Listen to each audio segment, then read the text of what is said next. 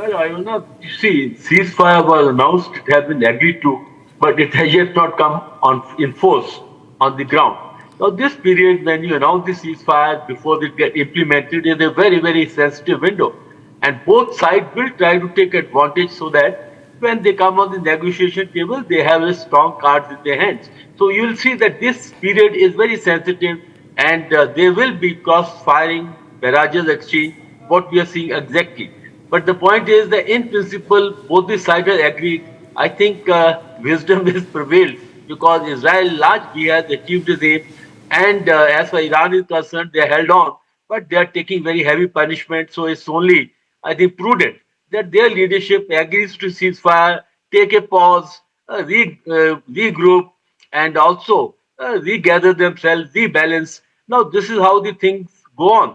But the point I'm trying to make is that between the announcement of ceasefire, agreement in principle, implement, there's a window, and this is a state of flux, and you'll see for next a couple of hours or maybe a day that this ceasefire will get violated until it's get implemented. Because please remember, forces on the ground, their fingers on the trigger, and it takes time for the information to percolate and for the war positions to disengage. All that is there on the cards.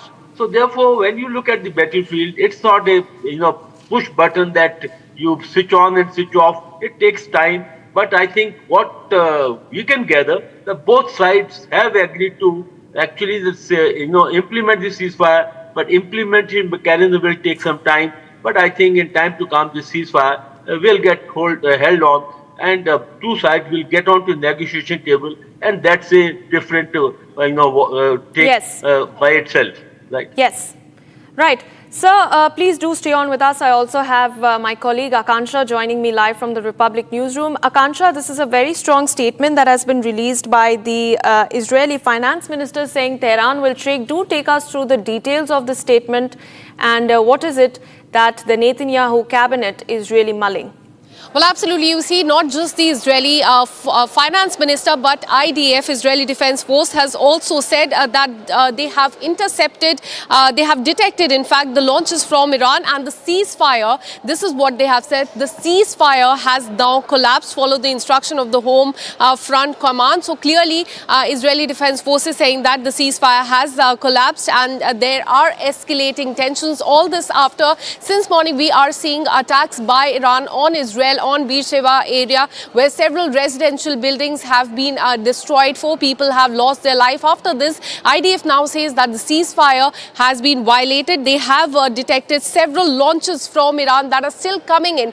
So it now appears that the announcement by Donald Trump earlier today, when he said that there will be in fact a ceasefire between Israel and Iran, was in fact it was premature. Many are saying this because now after that we saw that Iran attacked Israel, Beersheba area. Remember, not just residential buildings. In the last 1 week, there many other places have been destroyed, and now IDF going on to say that ceasefire has been violated. It remains to be seen how it pans out in the coming few hours. Akansha, I'm sorry to interrupt you there, but do stay on with me because we're learning that the IDF has in fact gone on to say that the ceasefire has now collapsed. That is the big statement that is coming in from the Israeli Defense Forces, who has said that after fresh barrage of missile attacks were launched from Iran, the ceasefire, which was agreed upon just a while back, has now absolutely collapsed. And the IDF has in fact gone on to request the people of Tel Aviv, who are now on target, to follow the instructions of the Home Front Command. That is the big breaking news coming in. The IDF has confirmed that fresh missiles were launched from Iran and that the air defense systems, the Israeli air defense systems, are now in place yet again, and that the truce does not stand here onward. All right, slipping into a very short break, we have on the other side, a 10 crore legal notice has been issued against Air India after a passenger claimed of grievous injuries during her travel. And also on the other side of a very quick break, After 7 delays, NASA and SpaceX have announced June 25th as the new date for the Axiom 4 mission liftoff. Stay tuned to Republic TV as we track that and a lot more for you.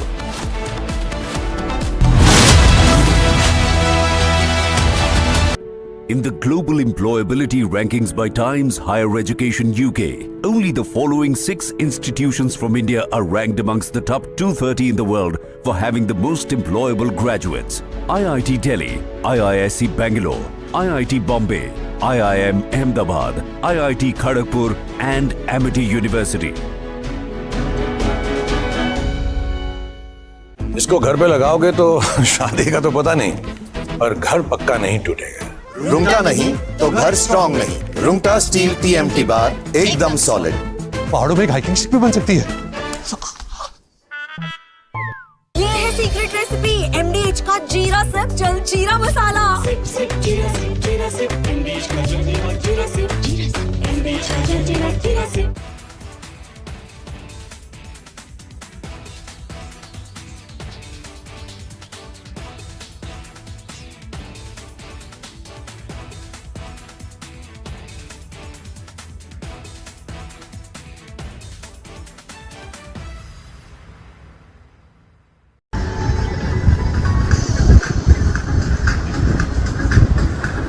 لا إله إلا الله لا إله إلا الله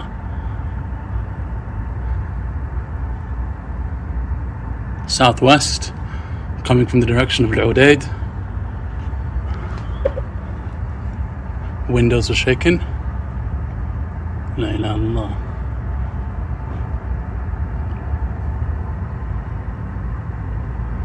لا إله إلا الله.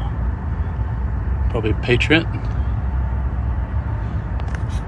الله أكبر. مدام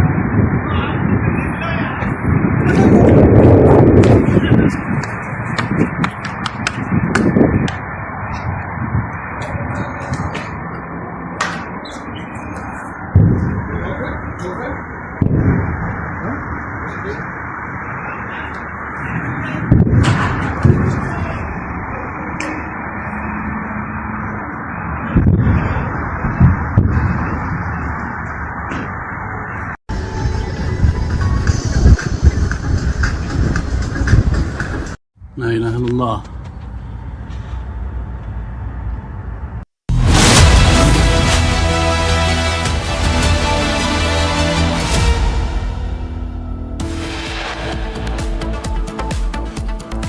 Hours after ceasefire violation in the Middle East, Netanyahu announces that Israel has accepted a truce deal in its conflict with Iran. Donald Trump makes claim of ceasefire between Israel and Iran, pleads both nations to not violate.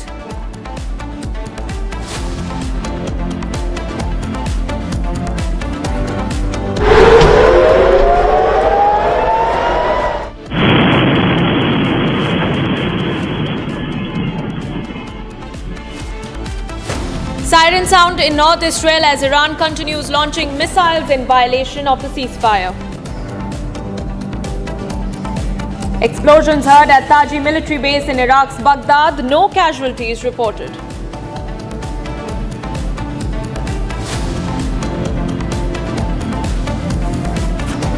₹10 crore legal notice against Air India after a passenger claims grievous injuries during travel.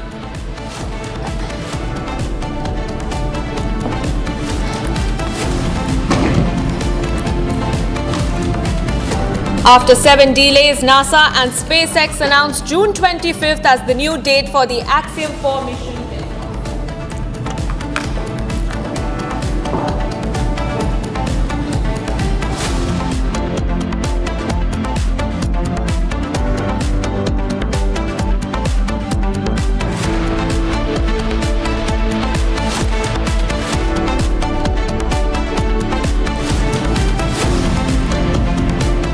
Hello and welcome. You're watching Republic TV with me, Akanksha Khajure. In fact, we have a breaking news coming in after Israel said that Iran has violated the ceasefire. We have, in fact, breaking news coming in that is Iran's Supreme National Security Council will be issuing a statement on ceasefire very soon. Just a while back, Israeli Defense Forces had said that ceasefire has totally collapsed amid the escalating tensions and confirmed that they have detected missiles coming in from Iran. Ever since ceasefire has been announced by Donald Trump, we have been seeing attacks by Iran in Beersheba, where a residential building that you can see on the screen was attacked earlier today. After that, just a while back, IDF, that is Israeli Defense Forces, have said that they have detected missiles coming towards Israel once again, which is a clear violation of the ceasefire. And just in some time, what we're learning is that Iran's Supreme National Security Council will be issuing a statement on the ceasefire. So confusion remains as to whether there's a ceasefire or not.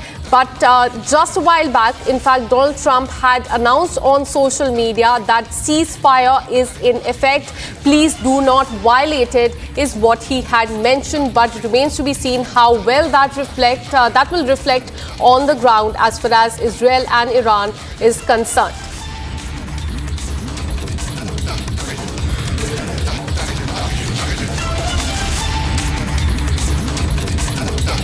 Well, we are just waiting that statement from Iran's Supreme National Security Council on the ceasefire. Donald Trump, remember earlier today, after Iran attacked the US air base in Qatar, Donald Trump had announced a ceasefire. After that, still few minutes later, we saw Iran's attack on Beersheba area of Israel. The pictures of that you can see on the screen. Buildings there, residential area, completely damaged in that big attack. 4 people have lost their lives just a while back. In fact, Prime Minister of Israel had announced that they have accepted the ceasefire and the objective of Operation Rising Lion has been achieved. But now the news that we are getting for you is that now IDF, that is Israel Defense Forces, have said that they have detected more missiles coming in from Iran, and this is in complete violation of the ceasefire.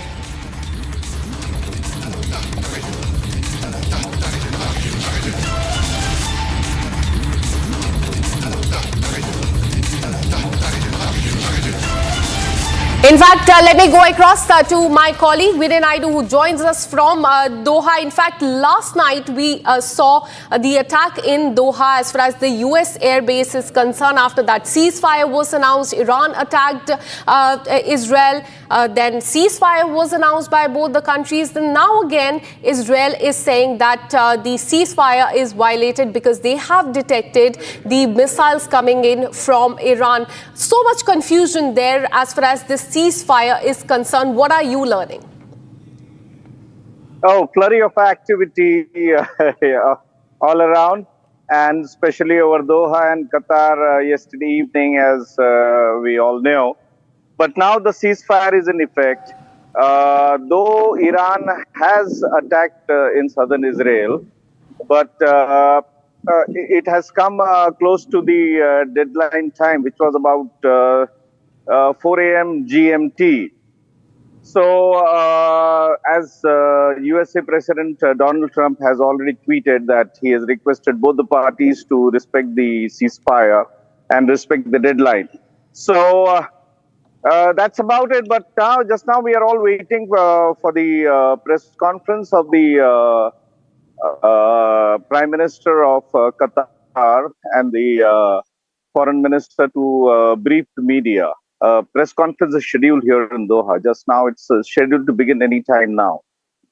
Absolutely. So all eyes will be on that press conference as well. Let me get another breaking news that we are getting in. Stay on with us. The IDF spokesperson has updated that launches from Iran were detected. The ceasefire, as we told you, has collapsed. Follow the instruction of the Home Front Command is the instruction that has come from IDF. So Israel it appears, is anticipating another attack that could come in from Iran, as they say that they have detected more launches, more missiles coming in towards their territory.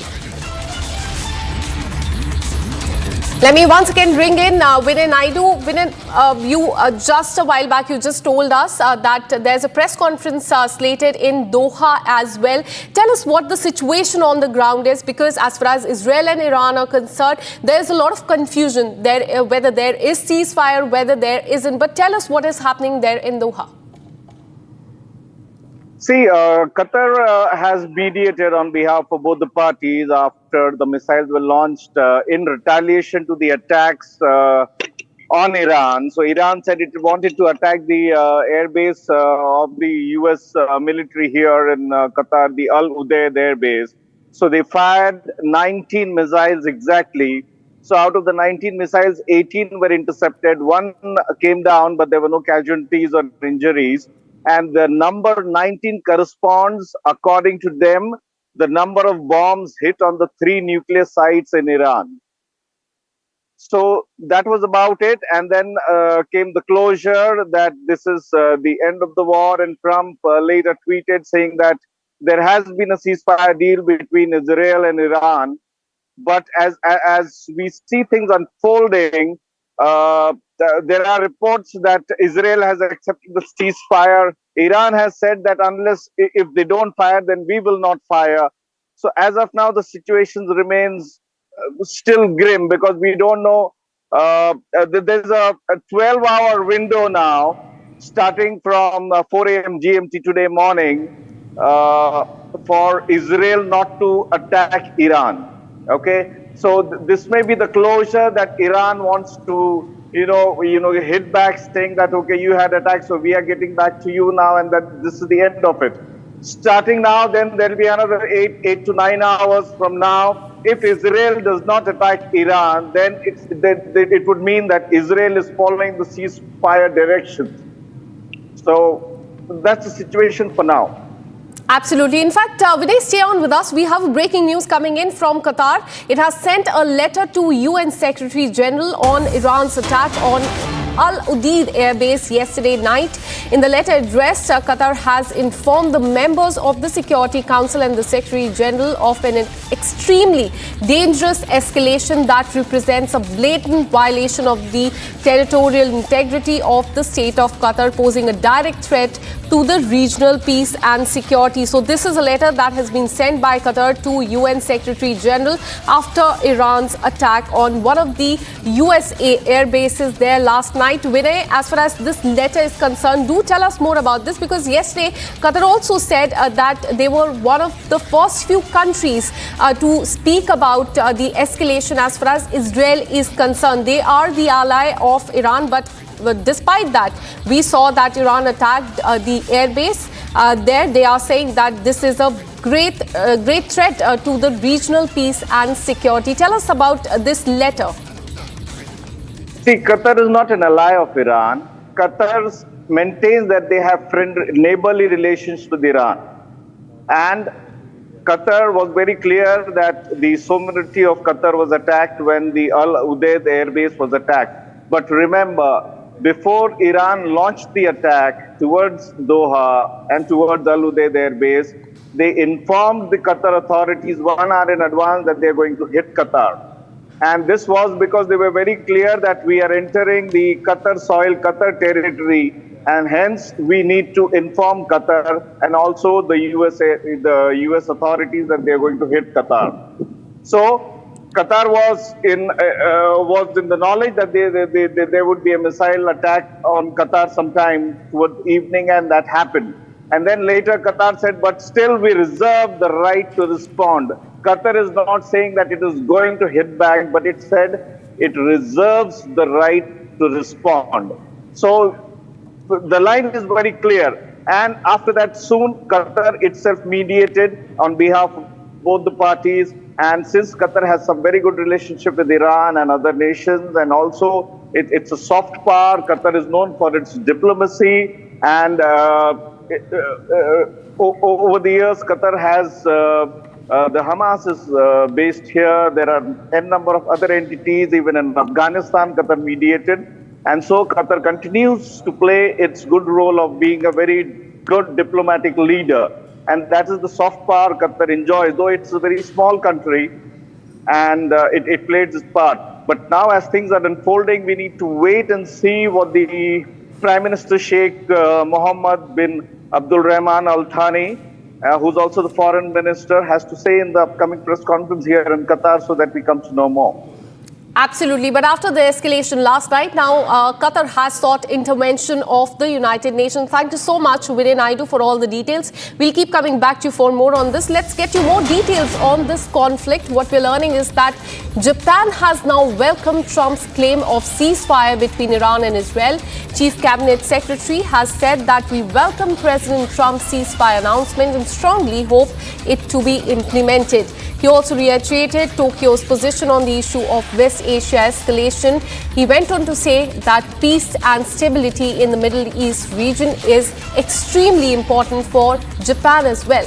We will continue working with the international community, is what he said, engaging in any diplomatic efforts necessary. This is a big statement that has come from Japan. They have welcomed Trump's claim of ceasefire between Iran and Israel. But on the other hand, we are seeing, in fact, that Israel has said that ceasefire has been violated.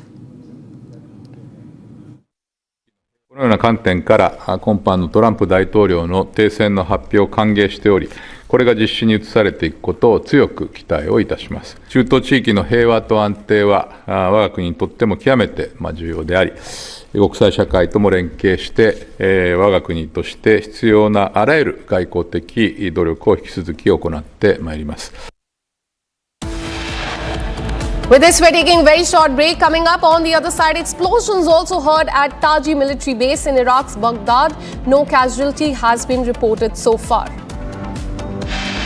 10 crore legal notice against Air India after a passenger claims grievous injuries during travel. We'll tell you about two of these stories after this very short break. Keep watching Republic TV. Seen what it takes to report from the front lines. Accuracy, urgency, courage and responsibility. At Republic School of Journalism, you will be trained for that reality. It's not theory, it's a live learning inside a working newsroom from day one. If you want to report the truth when it matters the most, RSJ is where you begin. Courses begin on June 30th. Apply now.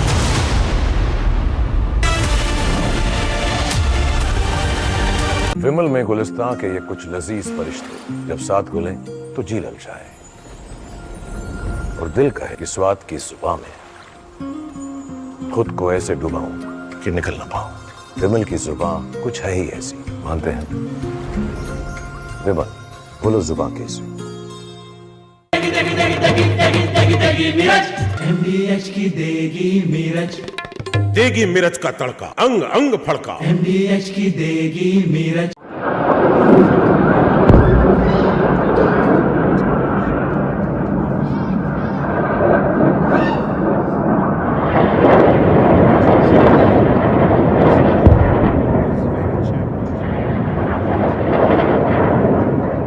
Excellencies, 2 days ago, in this very chamber, I made a direct appeal. Give peace a chance. That call was not heeded. Instead, the bombing of Iranian nuclear facilities by the United States marks a perilous turn in a region that is already reeling. From the outset of the crisis, I have repeatedly condemned any military escalation in the Middle East. The people of the region cannot endure another cycle of destruction. And yet, we now risk descending into a rat hole of retaliation after retaliation. To avoid it, diplomacy must prevail. Civilians must be protected. Safe maritime navigation must be guaranteed. The Non-Proliferation Treaty is a cornerstone of international peace and security. Iran must fully respect it. And all member states must act in accordance with their obligations under the UN Charter and other rules of international law, including international humanitarian law.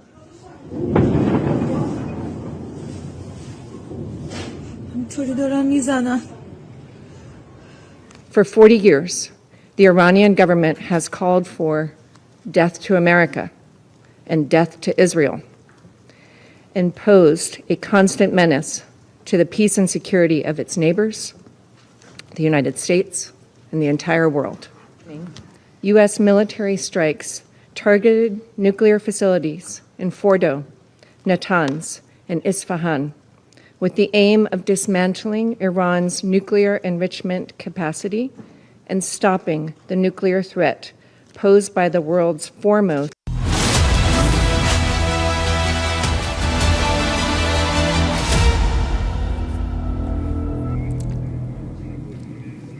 Welcome back. Now, Operation Sindhu has been bringing back Indians stranded in the Middle East on a war footing. The latest Indian Air Force C-17 flight with 165 Indians landed in the national capital today. Here's more.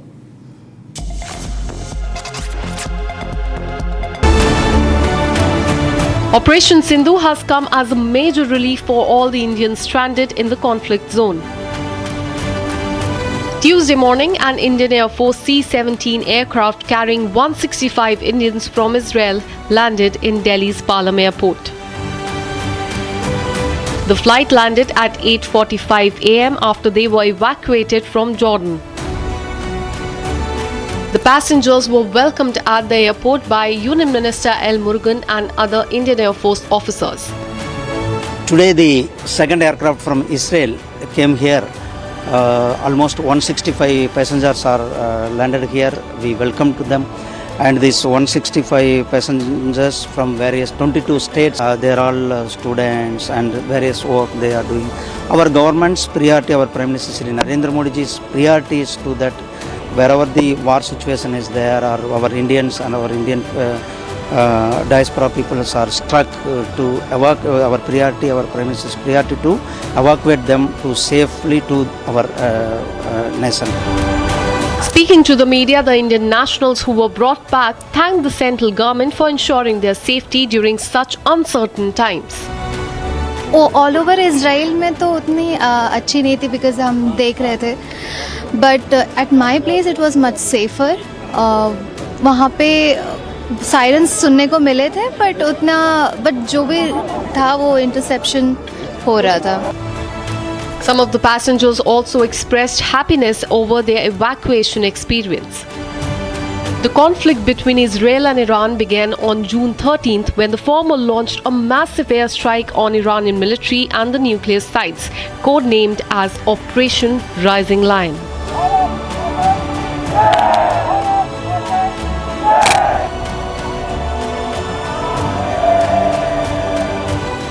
It's just my connection with the world is entirely, purely with the sound only. Because through sound, I can't manipulate. I only communicate through sound, through music. You see, I was never good in my school. I was not good in mathematics. But in my music, I was using mathematics. All that, this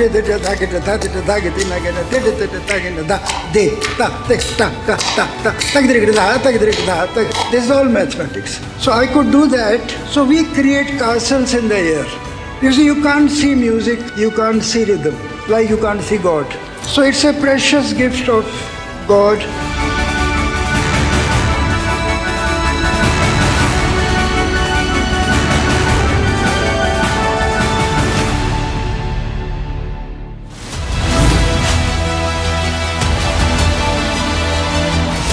आपकी favourite Hyundai cars पर मिल रही है amazing deals. वैसे लोगे तो आप Hyundai ही, चाहे दिल की सुनो या डील्स की, तो जल्दी चले आओ हुंडई शोरूम। MDH की हल्दी मिर्ची धनिया करे कमाल, ये रंग दे, ये खुशबू दे, ये तीखा, ये कम पड़े, क्या निराला MDH masala.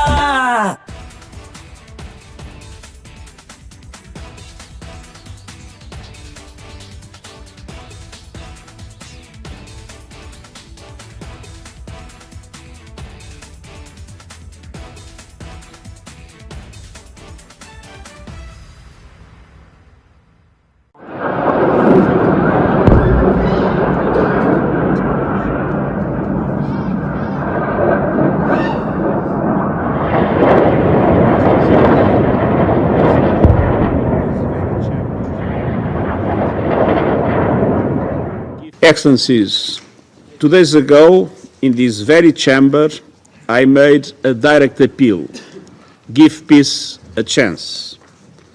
That call was not heeded.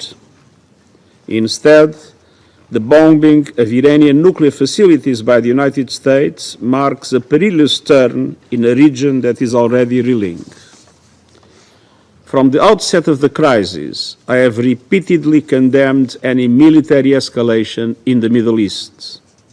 The people of the region cannot endure another cycle of destruction. And yet, we now risk descending into a rat hole of retaliation after retaliation. To avoid it, diplomacy must prevail. Civilians must be protected. Safe maritime navigation must be guaranteed. The Non-Proliferation Treaty is a cornerstone of international peace and security. Iran must fully respect it. And all member states must act in accordance with their obligations under the UN Charter and other rules of international law, including international humanitarian law.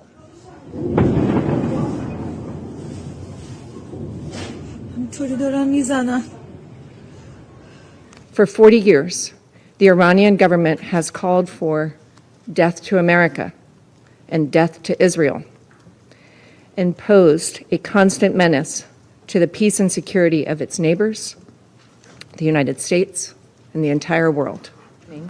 U.S. military strikes targeted nuclear facilities in Fordo, Natanz, and Isfahan, with the aim of dismantling Iran's nuclear enrichment capacity and stopping the nuclear threat posed by the world's foremost state sponsor of terror.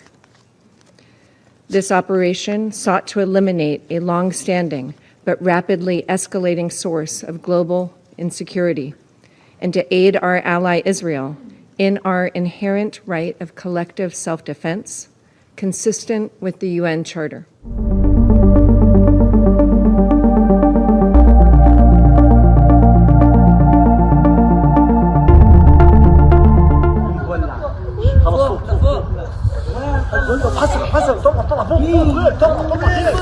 اطلعوا على السطوح ورا مليان ورا مليان 安理会对维护国际和平与安全负有首要责任，面对重大危机不能无所作为。俄罗斯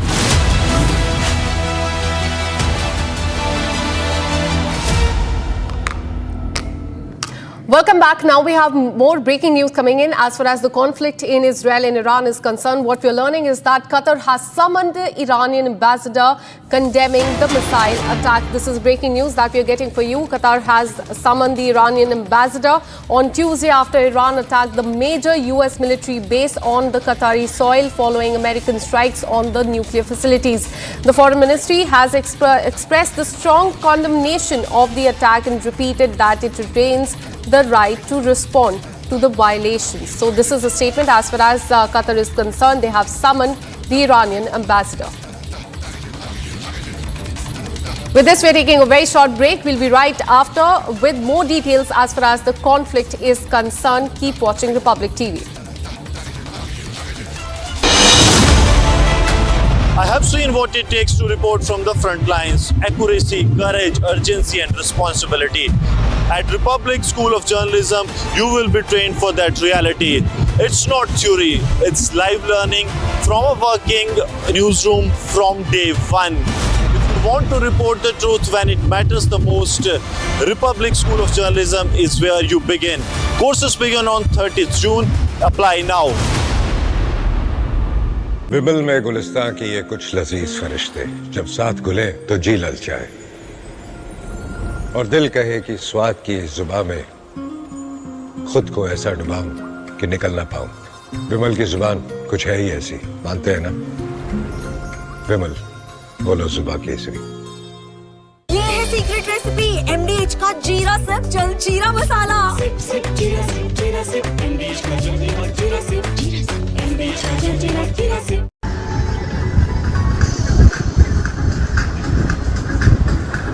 لا إله إلا الله لا إله إلا الله.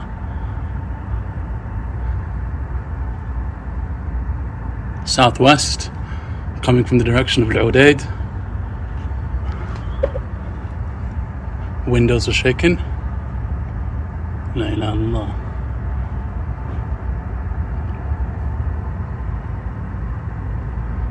La ilaha illallah. Probably Patriot. Allahu Akbar. Madam.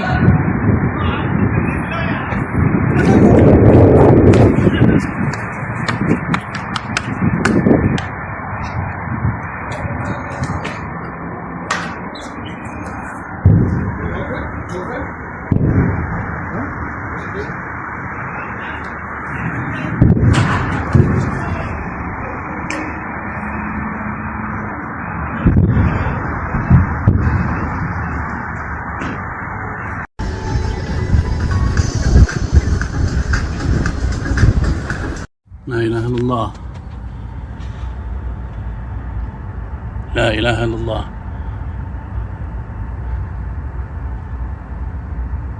Southwest, coming from the direction of Al-Udaid. Windows are shaking. La ilaha illallah.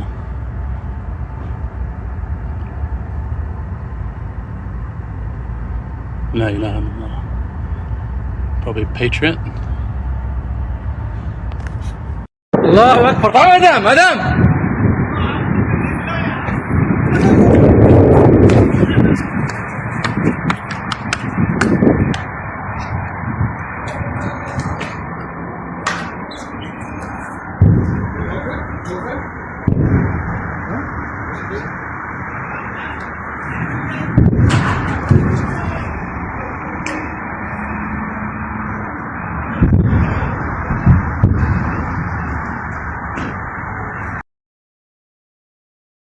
विमल में गुलिस्तां के ये कुछ लजीज फरिश्ते जब साथ घुलें तो जी ललचाए और दिल कहे कि स्वाद की जुबान में खुद को ऐसे डुबाऊं कि निकल ना पाऊं।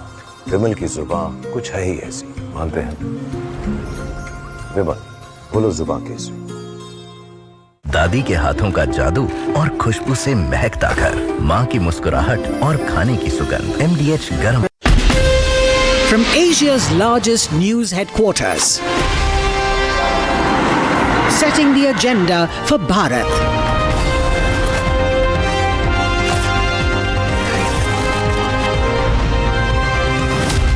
You're watching Republic.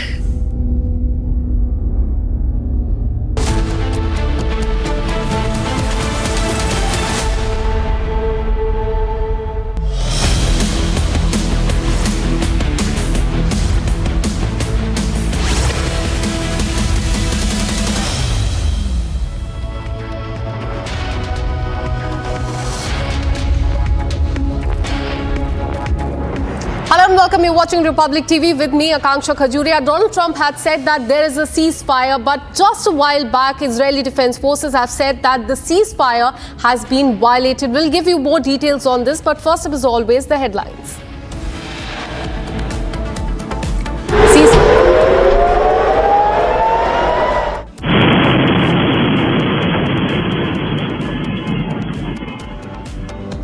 Ceasefire deal in the Middle East collapses. Sirens sounded across northern Israel. Iran launches fresh missile attacks.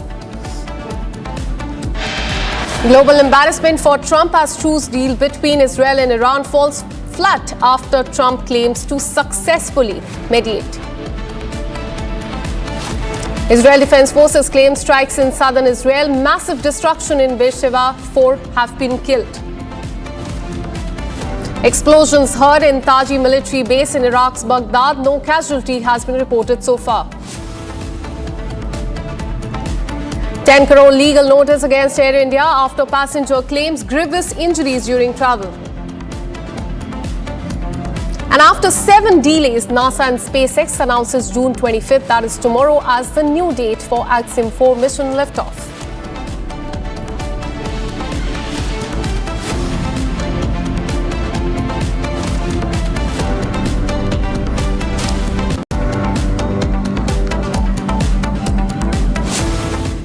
Let's give you details as far as the conflict in Israel and Iran are in fact concerned. Remember, yesterday there were attacks on the US military bases in Qatar. Qatar has now summoned the Iranian ambassador to condemn the missile attack. This also comes as Qatar has formally addressed the United Nations, sending a letter to Secretary General and the President of the Security Council regarding a missile attack by Iran's Revolutionary Guard Corps on the Al Udeid air base yesterday. In the letter, Qatar has condemned the attack as a dangerous escalation and a violation of the territorial integrity, posing a direct threat to regional peace and security. The missiles were intercepted successfully by the air defenses there, but now it has requested the matter to be circulated among the Security Council members and issued a official, in fact, document on the same. So this is as far as Qatar is concerned. Yesterday, remember, there were attacks on the US military bases there, and after that, they had very clearly mentioned that they have all the right to respond back. They're not taking this very lightly. They have issued summon to the Iranian ambassador and has also written to the United Nations for an action as far as these attacks are concerned.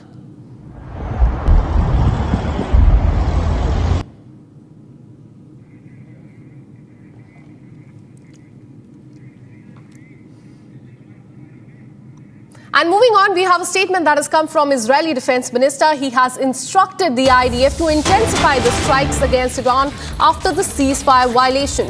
The minister has said, and I quote, "In the light of the absolute violation of the ceasefire declared by the US President by Iran and the launching of missiles towards Israel, and in accordance with the Israeli government's policy to respond forcefully to any violation, I instructed the IDF in coordination with the Prime Minister to continue the intense strike activity in Tehran to neutralize the regime targets and the terrorist infrastructure in Tehran." This is the statement that has come from Israeli Defense Minister. All this after Iran, remember, earlier today attacked the Beersheba area of Israel, where a building, in fact several buildings there were damaged. 4 people have lost their life. Now Israel is saying that they will respond back and they will respond powerfully, and he has said that I have instructed the Israeli Defense Forces in coordination with the Prime Minister to continue the intense strike activity in Iran to neutralize the regime targets and the infrastructure there as well.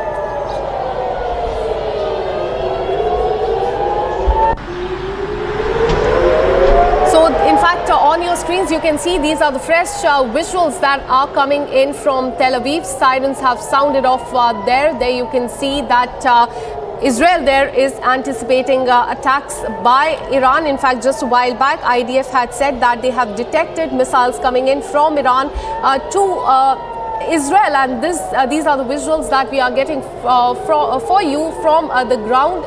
That is Tel Aviv area of Israel, where the fresh Iranian strikes are in fact underway. Sirens have been sounded after clearly the ceasefire has completely collapsed. So as you can see in the visuals, you can hear these sirens being sounded there, and this is clearly a violation of the ceasefire. Remember earlier, Donald Trump had said that there's a ceasefire. Iran after that attacked the Beersheba area of Israel. Israel after that said that they have accepted the ceasefire, but just a while back they said that they have detected missiles coming in from Iran and said that ceasefire has completely collapsed, and they will be in fact hitting back, and there will be intense strike activity in Tehran as well. So Iran in fact is also on alert mode because Israel will be hitting back. Let me go across to Ariella Rosenthal, who's live from Ashdod in Israel. Thank you so much for speaking to Republic TV. Now we are learning that again there in fact missiles have been detected over Israel. Once again, clear violation of the ceasefire. Would you agree? Well, of course, I'm not surprised. We were dealing here with a theme, an ideology, and a history that with the Iranian and Iran itself. So I'm not surprised at all. They always try to be the best and of course on something, but their actions say something else. Over 24 hours, that suddenly they will want to be a threat and continue the hostility towards the citizens of the Strait of Israel, targeting direct citizens, mosques, people in the north of Israel, side by side, the Muslim community and the Arab, and everybody's tolerantly one another. And once again, they're trying to demonstrate that they not want Israel to be exist. So I'm not supportive. Absolutely. You are live with us from Ashdod, which is around 80 kilometers away from Beersheba. Let me, in fact, give more details as far as the attacks there are concerned. Please stay on with us. What we are learning is that at least 5 people lost their life in Israel's Beersheba after Iranian ballistic missiles hit an apartment on Tuesday. In fact, we'll be showing you those visuals of the destruction. Several others were also reported to be injured in the missile attack. Sirens were sounded in Israel due to missile launch from Iran. The IDF also confirmed that Iran has launched 3 missiles within 1 hour on Tuesday morning. The Iranians' attack come after United States announced a ceasefire with Iran. Trump claimed that Israel and Iran had agreed to a complete and a total ceasefire soon after Iran launched a limited missile attack Monday on the military base in Qatar. So these are the visuals that you can see on the screen. This is from Beersheba, which is in Israel. Earlier today, there were a missile attack on this very location. You can see on the visual how this complete destruction buildings have totally been destroyed. There, 4 people have lost their lives. Several, we are learning, have received injuries as well. Very concerning visuals coming in from Israel.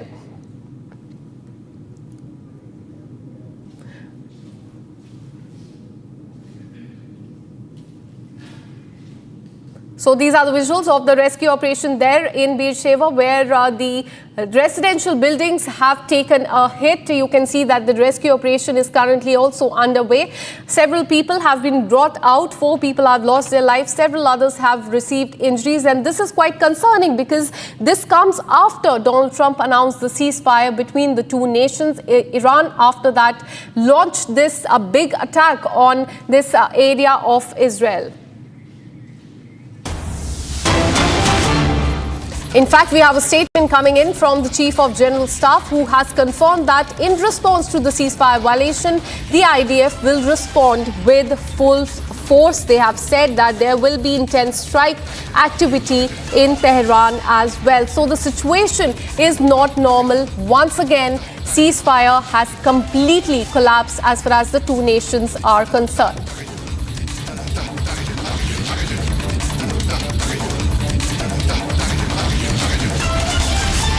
Let me once again bring in Ariella. As I was saying that the location I was talking about, Beersheba, is hardly 80 kilometers from where you are. We are seeing massive destruction there. 4 people have lost their life and ceasefire has completely collapsed. What do you think went wrong? Because Donald Trump earlier today, he said that there is a ceasefire. Just a while back, again, he said that please follow the ceasefire. He instructed both the nations. Then what do you think went wrong between the 2 nations? And why is this happening once again? Well, Israel agreed to the ceasefire by the Turkey and was supposed to go according to what was agreed. But we woke up a couple of hours after the announcement with missiles, ballistic missiles launched from Iran on the state of Israel. Once again, throughout major cities in Israel, if it's in the north, if it's in the south, and this is our reality. I don't think that any country in the world would accept ballistic missiles being targeted on civilians in their country. Of course, not in India, not in the US. So, of course, Israel will not accept such a situation, and we will stand fit and strong in the home front command. So my government will, of course, deal with the head of the snake once and for all. And I think for everybody once this regime will be eliminated there will be a more Middle East that will be stable, and of course, the whole world will have a better future. Absolutely, and it remains to be seen how it pans out, but this is a clear violation of the ceasefire, as was in fact brokered by US President Donald Trump. In fact, we have more breaking news coming in. I would request you to stay on with us.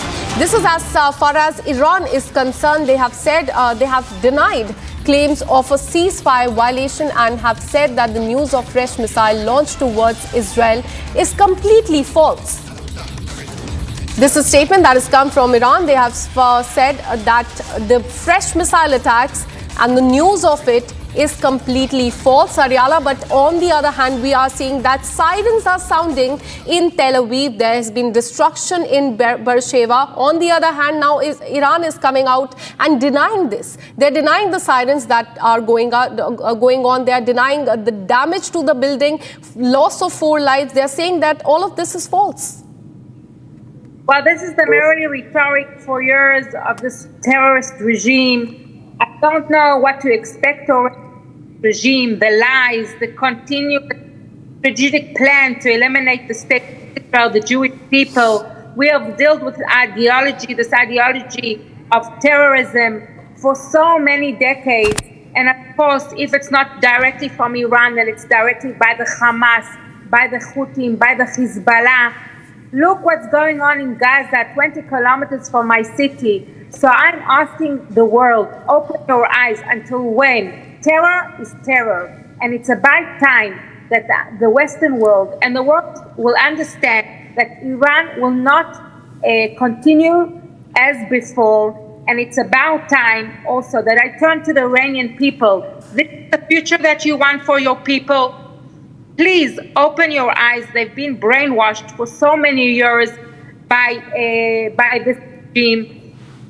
So I'm not, I don't cry anymore. It's just, I pity the situation. The state of Israel is in the Middle East, and but Israel will stand and first, and we will finish the regime, I think, for the consistence of the state of Israel.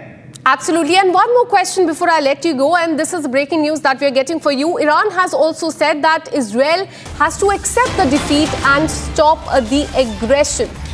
This is what Iran has said, that Israel will now have to unilaterally accept the defeat and stop the aggression as far as this conflict is concerned. So, Ariala, how do you see this statement that has come in? Do you think Israel, your country, will be accepting the defeat? Because just a while back, it was said that all the target under Operation Rising Lion have been achieved. And this is a big success for Israel as well, because they have destroyed the nuclear facilities. And that was the main focus of both Israel and the United States. But now Iran saying that Israel will have to accept the defeat and stop the aggression. How do you see this statement coming in from Iran? Israel has, of course, accepted to the ceasefire because Israel's immediate existential threat of the nuclear and ballistic missiles. Yesterday, also, they took army symbols of the regime. But I'm asking once again, what will happen with Iran when it continues to launch on the state of Israel, on citizens, and deliberately kill the people of Israel and the Jewish people? If somebody thinks that Israel will sit aside and let them try to continue devastating the country and my state, then they are wrong. My country will not allow this situation to continue. So I am sure that in the near future, there will be a change in what was maybe not the objective of the operation. But I think this is my personal, of course, perspective, that Israel needs to eliminate immediately the head of the regime, and sooner will be better for stability in the Middle East. Well, absolutely remains to be seen whether there will be a regime change in Iran or not. But thank you so much for putting things and this entire conflict as far as Iran and Israel in perspective. Now, let's tell you more about this conflict. Iran has launched a missile operation targeting US military bases in Qatar and Iraq in retaliation to United strikes on the nuclear facilities. This merely hours before Donald Trump announced the success of the so-called ceasefire deal. Here's more.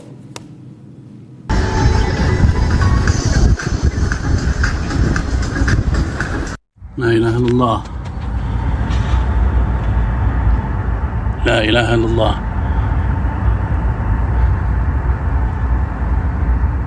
Southwest, coming from the direction of Al-Udaid. Windows are shaking. La ilaha illallah.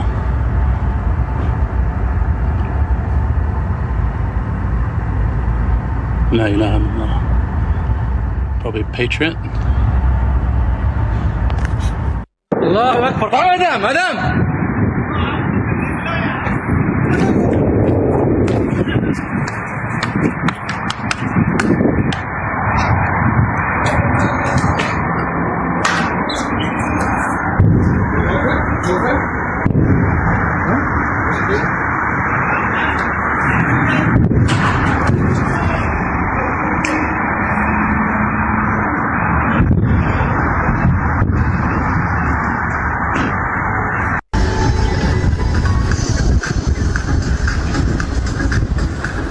La ilaha illallah. La ilaha illallah.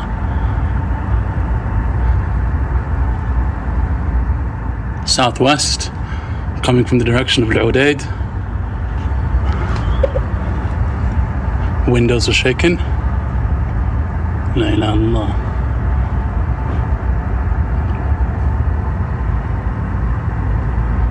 La ilaha illallah. Probably Patriot. Allahu Akbar. Madam.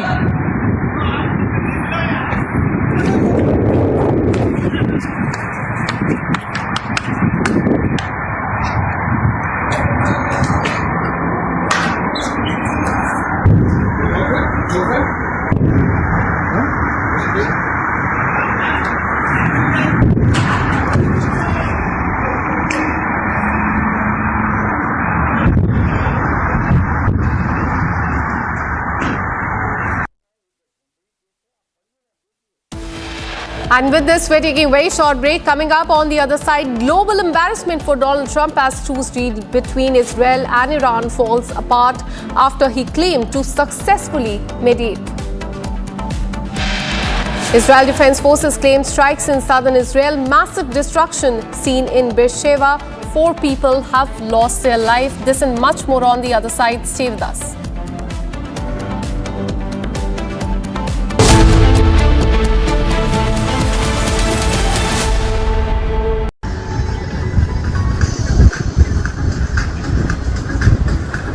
La ilaha illallah. La ilaha illallah.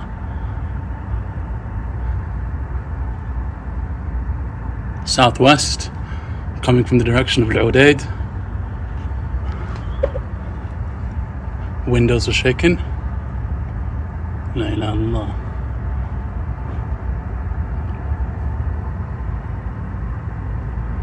La ilaha illallah. Probably Patriot. Allahu Akbar. Madam.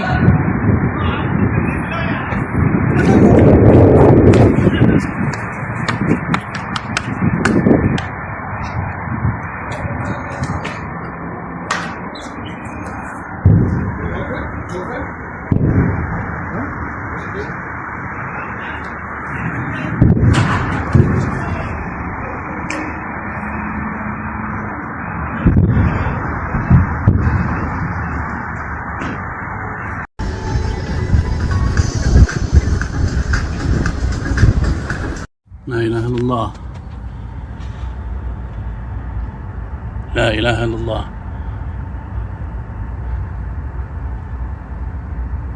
Southwest, coming from the direction of Al-Udaid. Windows were shaking. La ilaha illallah.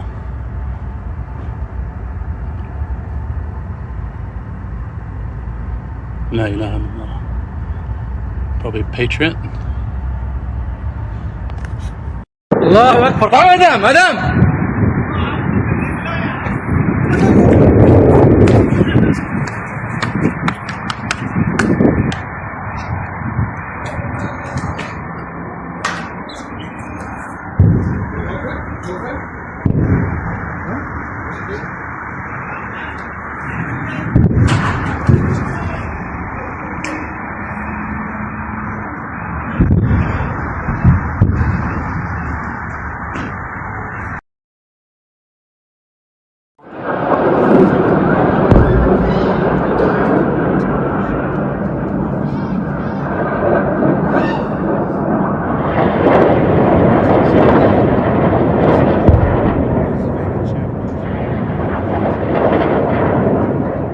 Excellencies, 2 days ago, in this very chamber, I made a direct appeal: give peace a chance. That call was not heeded. Instead, the bombing of Iranian nuclear facilities by the United States marks a perilous turn in a region that is already reeling. From the outset of the crisis, I have repeatedly condemned any military escalation in the Middle East. The people of the region cannot endure another cycle of destruction. And yet, we now risk descending into a rat hole of retaliation after retaliation. To avoid it, diplomacy must prevail. Civilians must be protected. Safe maritime navigation must be guaranteed.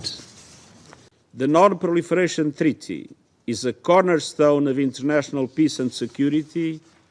Iran must fully respect it.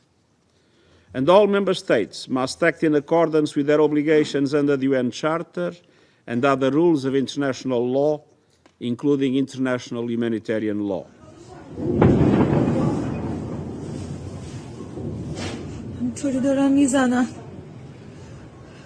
For 40 years, the Iranian government has called for death to America and death to Israel, and posed a constant menace to the peace and security of its neighbors, the United States, and the entire world. U.S. military strikes targeted nuclear facilities in Fordo, Natanz, and Isfahan, with the aim of dismantling Iran's nuclear enrichment capacity and stopping the nuclear threat posed by the world's foremost state sponsor of terror.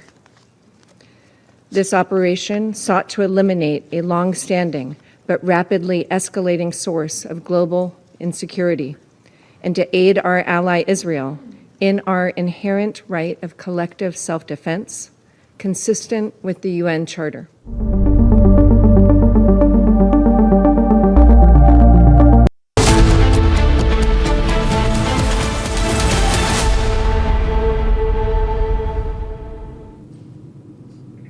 In a major police encounter at Delhi-Haryana border, in fact, what we're learning is that the most wanted gangster, Romil Vora, has been shot dead earlier today. He was wanted in several cases, including murder cases as well. Here's more.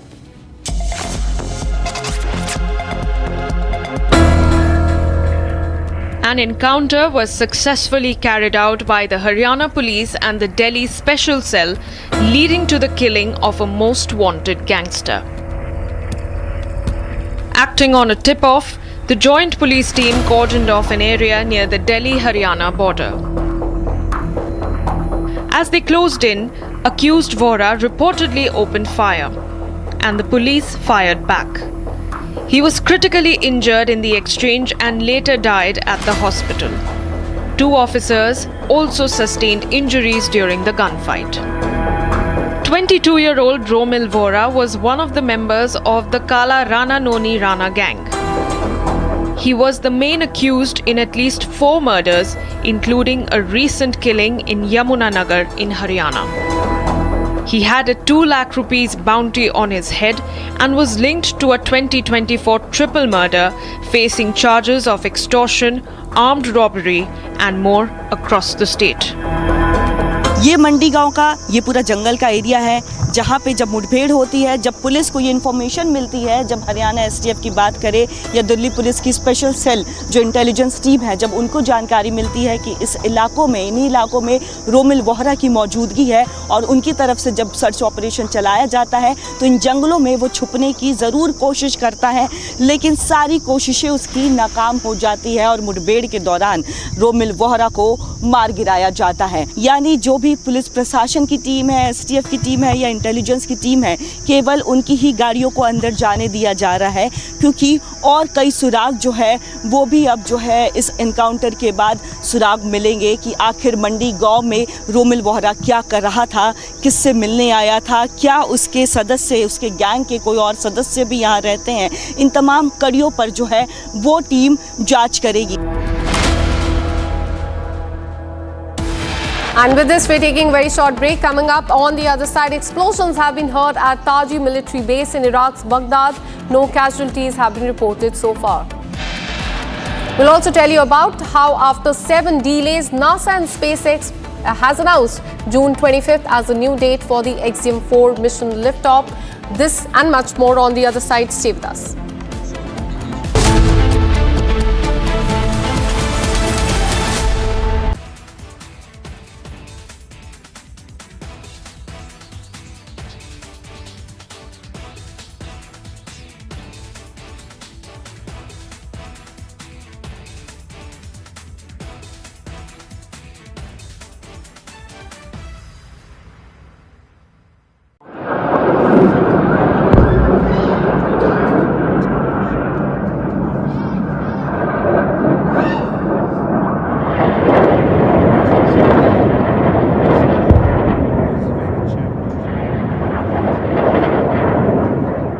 Excellencies, 2 days ago, in this very chamber, I made a direct appeal: give peace a chance. That call was not heeded. Instead, the bombing of Iranian nuclear facilities by the United States marks a perilous turn in a region that is already reeling. From the outset of the crisis, I have repeatedly condemned any military escalation in the Middle East. The people of the region cannot endure another cycle of destruction. And yet, we now risk descending into a rat hole of retaliation after retaliation. To avoid it, diplomacy must prevail. Civilians must be protected. Safe maritime navigation must be guaranteed. The Non-Proliferation Treaty is a cornerstone of international peace and security. Iran must fully respect it. And all member states must act in accordance with their obligations under the UN Charter and other rules of international law, including international humanitarian law.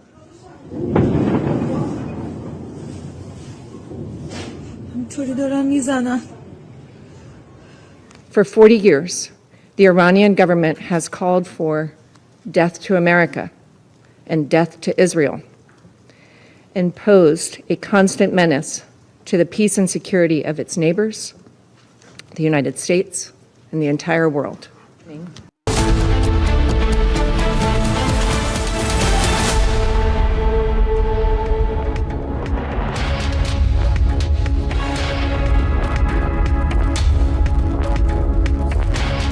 Good afternoon, viewers. You're watching Live and Breaking, and I am Rakhta Mishra with you. The tensions in West Asia escalate. Remember, there was news of a ceasefire, but it seems that it has been violated. We'll get you all the latest on that, but first, the headlines.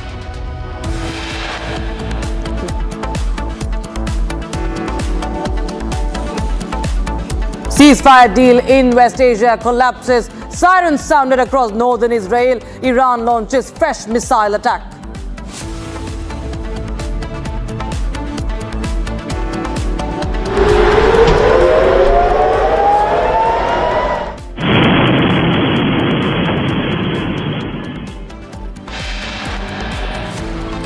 Global embarrassment for Donald Trump as truce deal between Israel and Iran falls apart after Trump claims to successfully mediate. Explosions heard at Taji military base in Iraq's Baghdad. No casualties reported.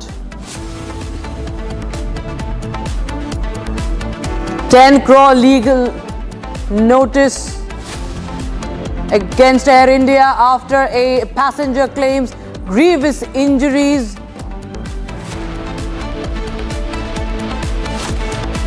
And a drone star explosion heard at Taji military base in Iraq's Baghdad.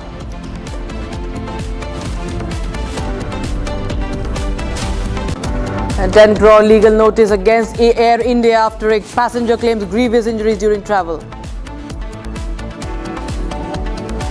And after 7 delays, NASA and SpaceX announced 25th of June as the new date for Axiom mission liftoff.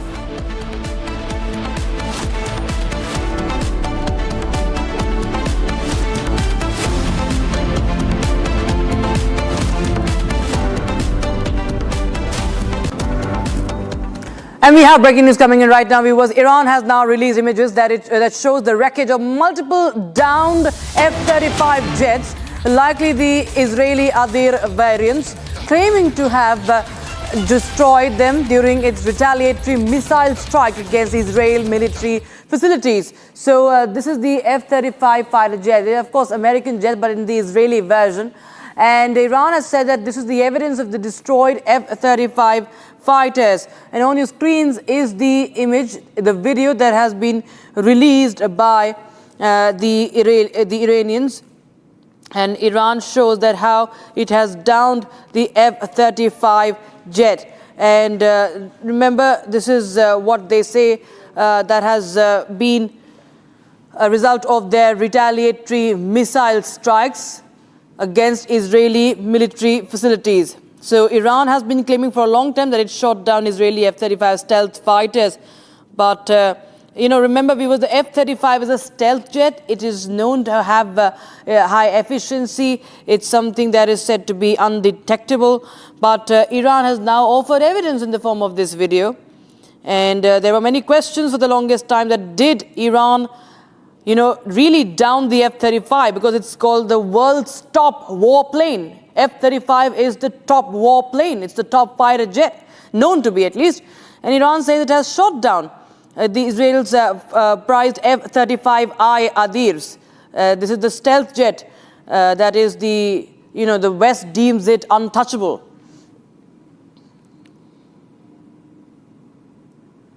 And in fact, so as I was continuing to speak and I was telling that Israel had earlier denied any loss of the F-35, but Iran now has said that it has these videos of those parts, the downed aircraft. And with that, viewers, we move on to some more breaking news coming in right now. Iran has now denied claims of a ceasefire violation and has said that the news of fresh missile launched towards Israel is false. Now, Iran's Supreme National Security Council denies the missile firing on Israel after ceasefire, vowing resolute response to the act of aggression. And this is the breaking news we have right now. Israeli Defense Minister Israel Katz orders intense strike on Tehran, remember. But as United States, we saw how Trump had again announced a ceasefire, thumping his chest about the ceasefire. But it was so short-lived. We saw the Israeli strikes, we saw the Iranian strike. But Iran right now has said that the news of Iran firing missiles is false. So these are Iranian strikes in Tel Aviv, and sirens were sounded in Tel Aviv. But Iran says these are false news. This is false news, says Iran. And in fact, we'll get more details on that short-lived ceasefire. My colleague Akanksha is joining us live on the broadcast from the newsroom. Akanksha, well, we do get visuals from Tel Aviv that the sirens are blaring all across Tel Aviv. There were reports of fresh strikes, but Iran now says that this is all false news, that it has not violated the ceasefire, while we do get reports from both the countries hitting each other. Well, absolutely. In fact, if you look at the visuals, since morning, there have been several attacks by Iran on different places. In fact, let's talk about Beersheba first, where a residential area was damaged. There are several buildings, and we've been showing our viewers those visuals of the buildings being destroyed. 4 people have lost their life. And despite that, now Iran has come out and said that those fresh missile launch news towards Israel is completely false. They have denied claims of a ceasefire violation as well. In fact, Iran's Supreme National Security Council has denied missile fire on Israel after ceasefire, and they have said they will be responding to the act of aggression. So it remains to be seen how Israel reacts to this. But if we look at the visuals that are coming in fact, in Tel Aviv, the sirens, as you also said, are blaring there.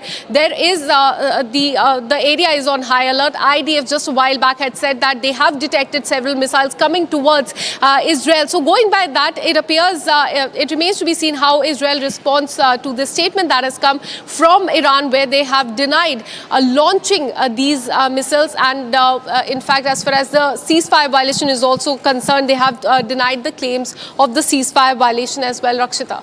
Right, to stay on with us, we also have a statement coming in from the Chief of General Staff who has confirmed that in response to the ceasefire violation, the IDF will respond with positive. This is the reaction coming in from Israel's Chief of General Staff, saying that in response to the ceasefire violations, the Israeli Defense Forces are going to respond with force. So Israel is very clear that there is no aggression that will go unretaliated, unresponded. So we see that the war of words, Akanksha, still continues, the war of warnings continues, and so do the strikes.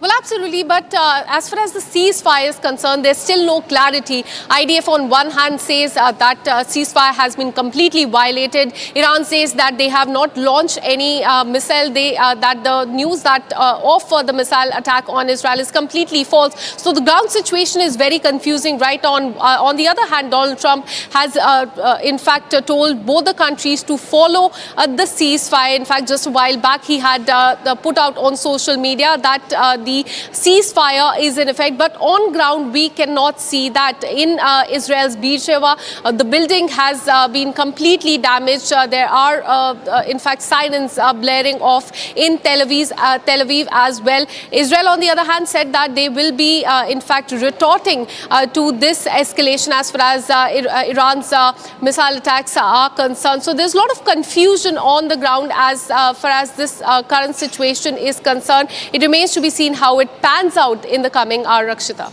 Right. Thanks so much, Akash, for joining us with those details coming in on the story. Meanwhile, we track some more updates coming in from West Asia. The IAEA Director General Rafael Grossi has said that resuming cooperation with the International Atomic Energy Agency is key to achieving a successful agreement, and he has formally proposed a meeting with the Iranian Foreign Minister Abbas Araghchi to advance the nuclear diplomacy. This is the breaking news we have right now. And right now, we talk about what has this is the IAEA, and is now calling for another meeting. We have the challenges, of course, before IAEA, as there have been attacks after attacks on Iranian nuclear sites, and Iran, remember, had been threatening to consider suspending of cooperation with the nuclear watchdog, that is the IAEA.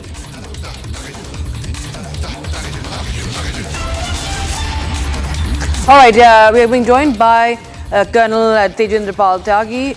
He's a defense expert. He is joining us on the broadcast. Colonel Tyagi, I want to understand from you that what is the situation, unfolding as in your from your perspective, because this is another ceasefire that has collapsed, that Trump had, thumped his chest on. How do you see this development? Because right after the announcement, we see strikes, back-to-back strikes from both the sides. No, back-to-back reaction has been seen from both Iran as well as Israel, but I think it has stopped. It is not continuing. It is not continuing, and this ceasefire I consider is an opportunity for Iran, and it is a compulsion for Israel. Compulsion for Israel because America has gone out of his way and he has helped Israel in giving GBU-257 and B-2 bombers for the Fordo nuclear plant in Iran. So this was something which even the Congress of America had not authorized Donald Trump. He did it for Israel, and for Israel it is compulsion that whatever now Donald Trump says, he will have to agree. But as far as Iran is concerned, I say it is an opportunity. Reasons are two. Number one, the air defense system of Iran were diminished and were destroyed to such an extent that Israel could establish 100% air superiority in the skies of Iran.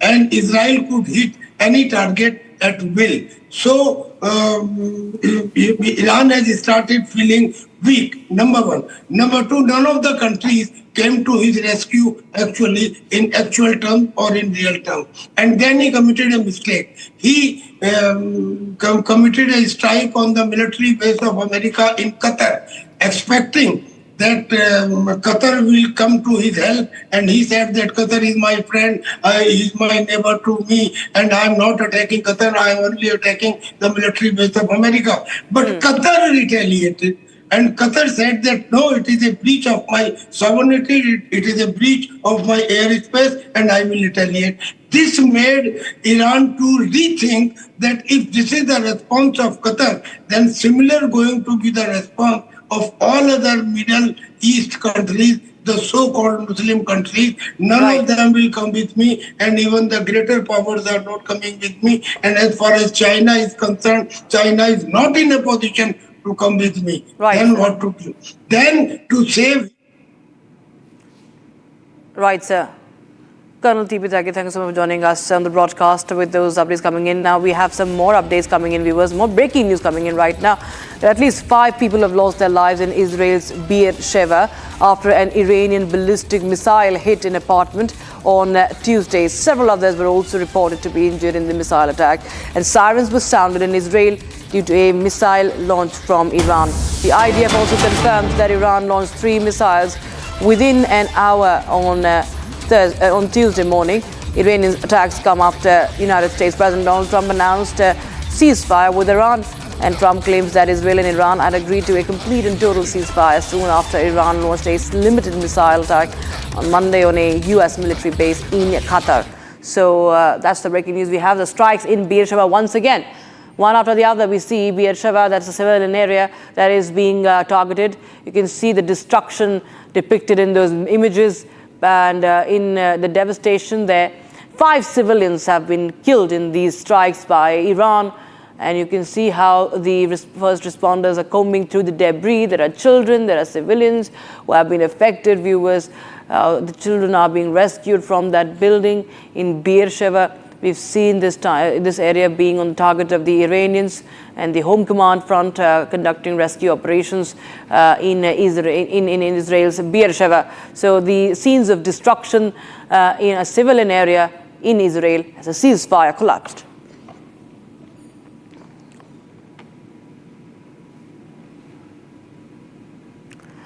Now, Iraq has ramped up security in Baghdad, the green zone, after U.S. airstrikes on Iran. The Iraqi security forces have deployed the SWAT teams and armored vehicles in the green zone, particularly heavily in areas near the U.S. embassy.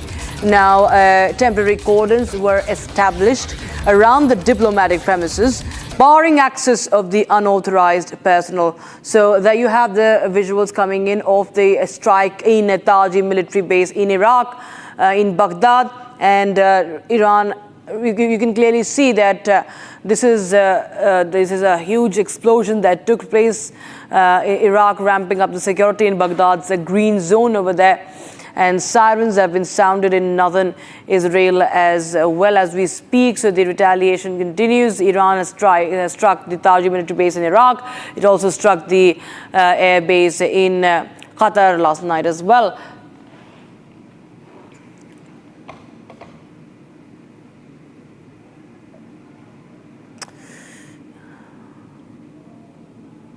All right, now viewers, at the centenary celebration of the historic conversation between Sri Narayan Guru and Mahatma Gandhi, Prime Minister Modi lauded Operation Sindoor. He says, and I quote, "Recently the world saw India's capability and made India's stance on terrorism very clear." Here's more. हाल में दुनिया ने ये भी देखा है कि भारत का सामर्थ्य क्या है। ऑपरेशन सिंदूर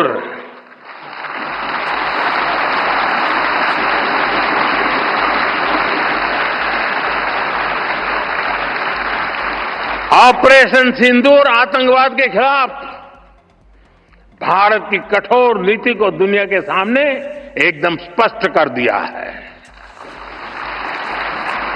हमने दिखा दिया है कि भारतीयों का खून बहाने वाले आतंकियों के लिए कोई भी ठिकाना सुरक्षित नहीं है।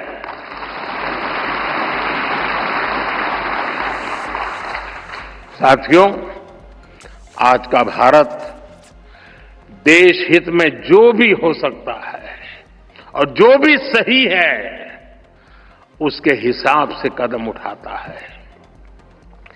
आज सैन्य जरूरतों के लिए भी भारत की विदेशों पर निर्भरता लगातार कम हो रही है। हम डिफेंस सेक्टर में आत्मनिर्भर हो रहे हैं और इसका प्रभाव हमने ऑपरेशन सिंदूर के दौरान भी देखा है। हमारी सेनाओं ने भारत में बने हथियारों से दुश्मन को 22 minute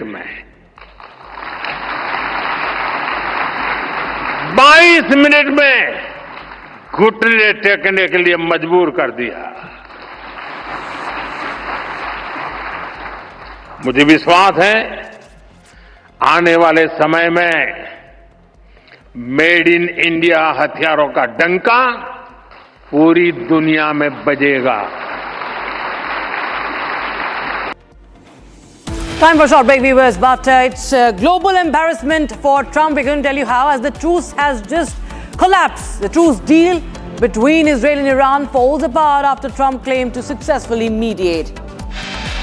And Israel Defense Forces claim strikes in southern Israel, massive destruction in Beersheba, 5 civilians killed. We'll get you more on that. Stay tuned.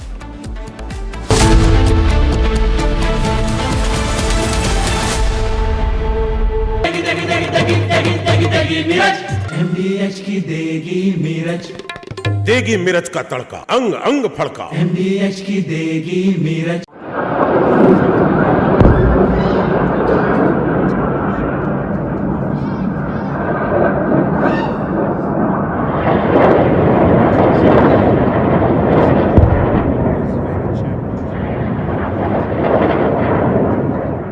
Excellencies, 2 days ago, in this very chamber, I made a direct appeal: give peace a chance. That call was not heeded. Instead, the bombing of Iranian nuclear facilities by the United States marks a perilous turn in a region that is already reeling. From the outset of the crisis, I have repeatedly condemned any military escalation in the Middle East. The people of the region cannot endure another cycle of destruction. And yet, we now risk descending into a rat hole of retaliation after retaliation. To avoid it, diplomacy must prevail. Civilians must be protected. Safe maritime navigation must be guaranteed. The Non-Proliferation Treaty is a cornerstone of international peace and security. Iran must fully respect it. And all member states must act in accordance with their obligations under the UN Charter and other rules of international law, including international humanitarian law.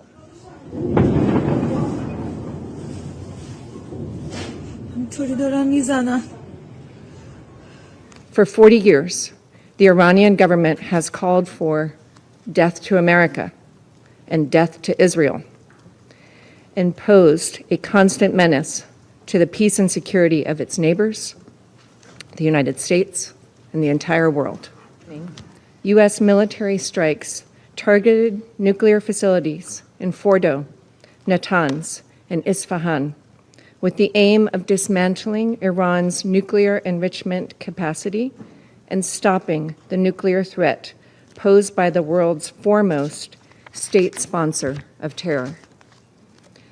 This operation sought to eliminate a long-standing but rapidly escalating source of global insecurity and to aid our ally Israel in our inherent right of collective self-defense, consistent with the UN.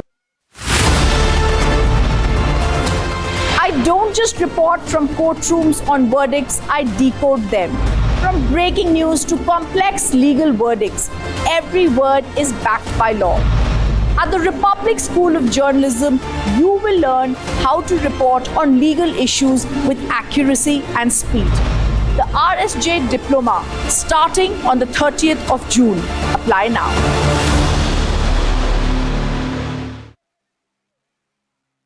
In the global employability rankings by Times Higher Education UK, only the following 6 institutions from India are ranked amongst the top 230 in the world for having the most employable graduates: IIT Delhi, IISc Bangalore, IIT Bombay, IIM Ahmedabad, IIT Kharagpur and Amity University.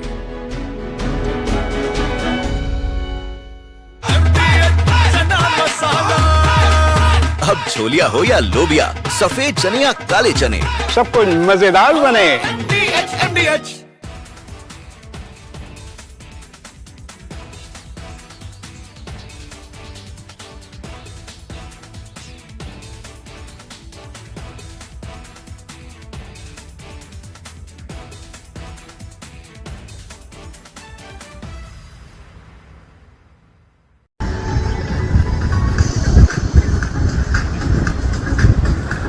لا إله إلا الله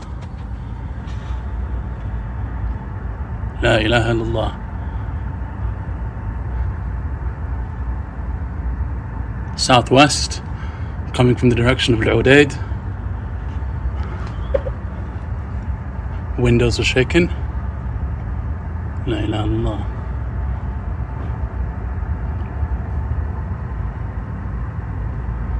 La ilaha illallah. Probably Patriot. Allahu Akbar. Madam.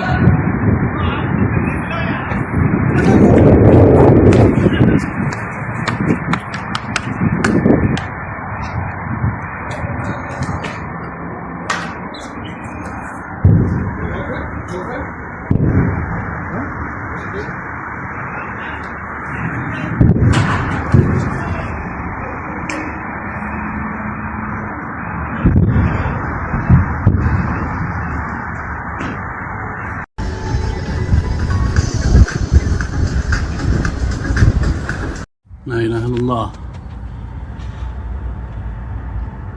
La ilaha illallah.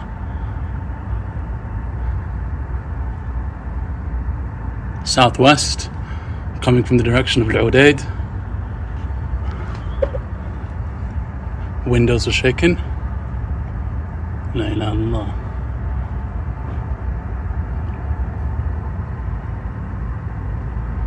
La ilaha illallah. Probably Patriot. Allahu Akbar. Madam.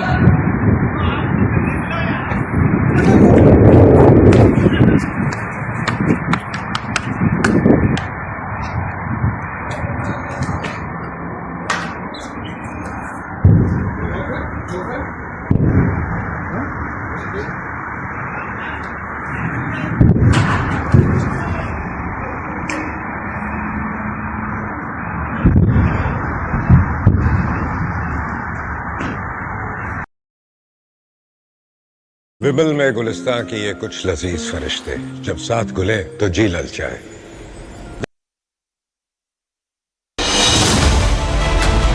I have seen what it takes to report from the front lines.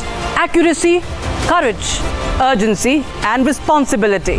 At Republic School of Journalism, you will be trained for that reality. It is not theory.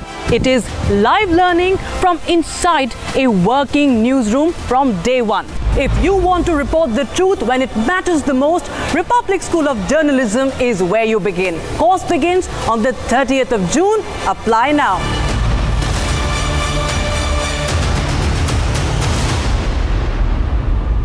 विमल में गुलिस्तां के ये कुछ लजीज फरिश्ते जब साथ घुलें तो जी ललचाए और दिल कहे कि स्वाद की जुबान में खुद को ऐसे डुबाऊं कि निकल ना पाऊं। विमल की जुबान कुछ है ही ऐसी, मानते हैं? विमल बोलो जुबान कैसी। अब छोलिया हो या लोबिया, सफेद चने या काले चने, सब कुछ मजेदार बने।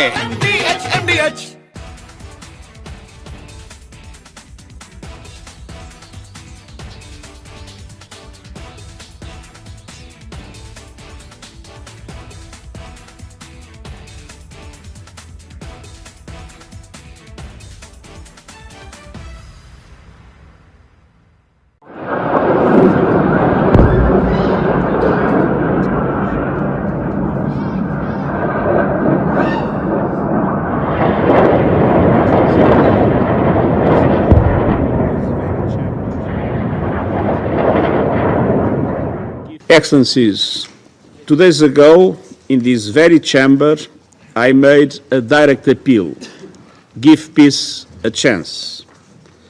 That call was not heeded. Instead, the bombing of Iranian nuclear facilities by the United States marks a perilous turn in a region that is already reeling. From the outset of the crisis, I have repeatedly condemned any military escalation in the Middle East. The people of the region cannot endure another cycle of destruction. And yet, we now risk descending into a rat hole of retaliation after retaliation. To avoid it, diplomacy must prevail. Civilians must be protected. Safe maritime navigation must be guaranteed. The Non-Proliferation Treaty is a cornerstone of international peace and security. Iran must fully respect it.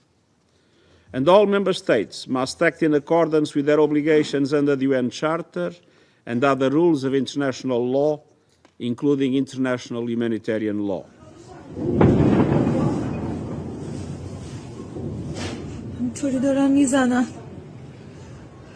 For 40 years, the Iranian government has called for death to America and death to Israel, and posed a constant menace to the peace and security of its neighbors, the United States, and the entire world.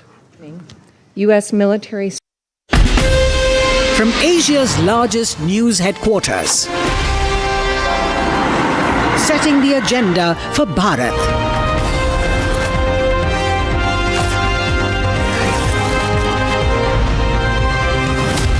You're watching Republic.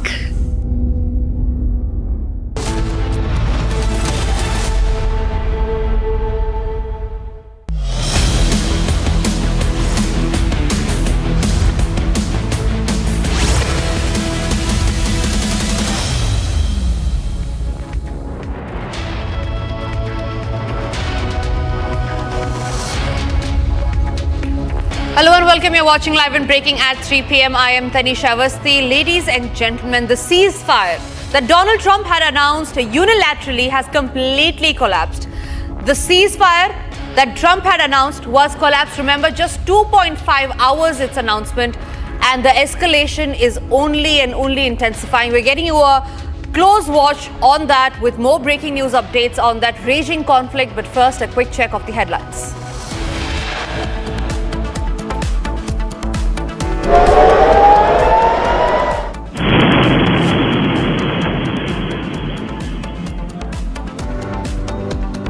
Ceasefire deal in the Middle East collapses. Sirens sounded across northern Israel. Iran launches fresh missile attacks.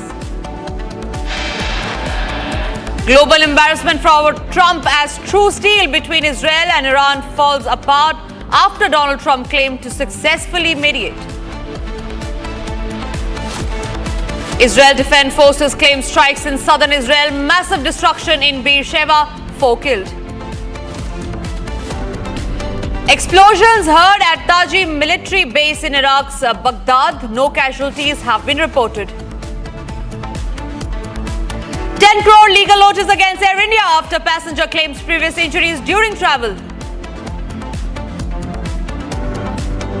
And after 7 delays, NASA and SpaceX announced June 25 as the new date for Axiom mission liftoff.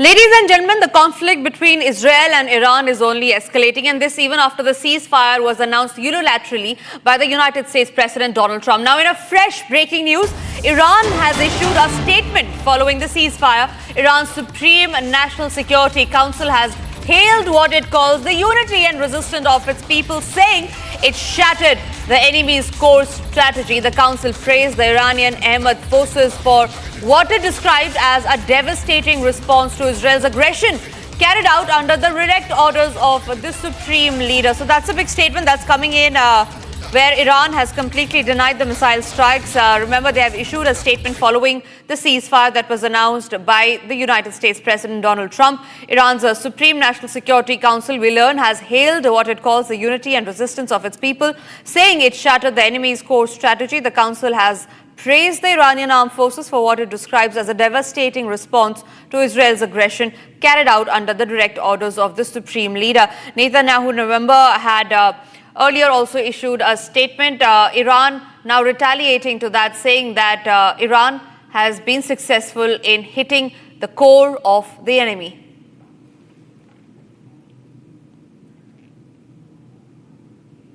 Meanwhile, we move across to other breaking news that's coming in, where Iran has released first images of downed Israeli F-35 fighters. Now, Iran says that the documented evidence shows how they destroyed the F-35 fighters, a devastating blow to the Western military prestige, especially the European allies. Remember, this was the claim that was given out by Iran. However, they have now released pictures of which are there on your screen, where there can be debris that have been seen that are claimed to be of the F-35 fighter jet. Iran says that this is the evidence of the destroyed F-35 fighter jets that they have completely decimated.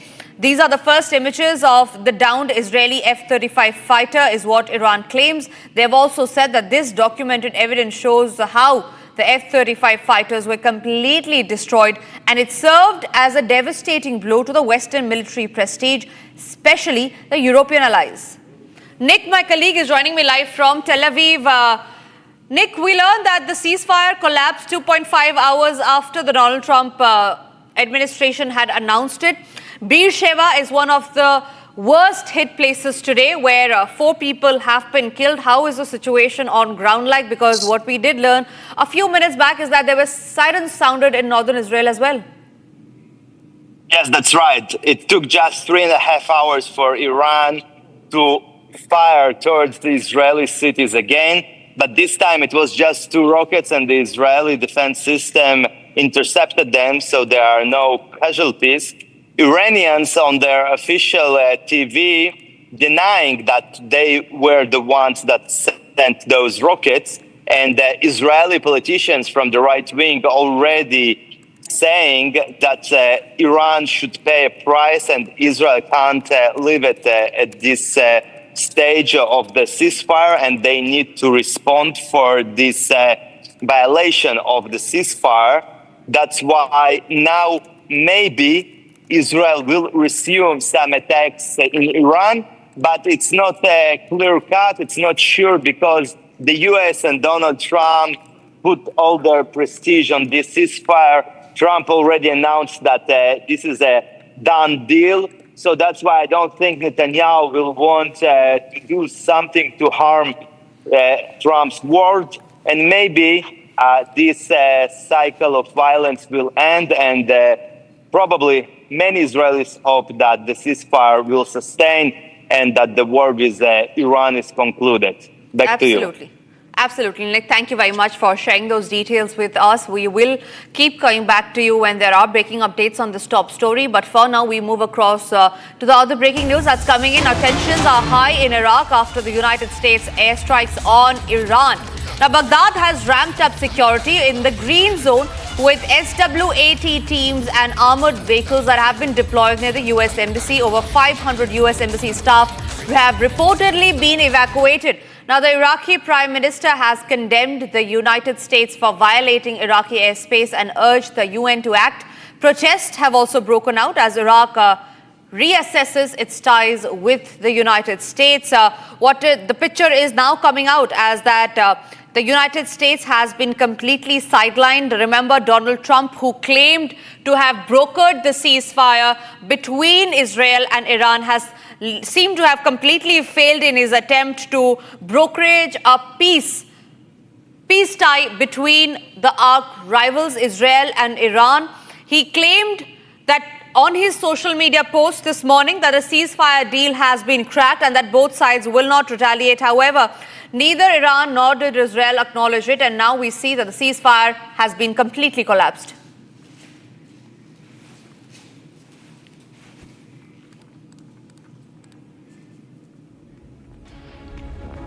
And with the collapsing of the ceasefire, remember there are strikes and counter-strikes that have taken place, followed by both Iran and Israel vowing for revenge, saying that they will not back down.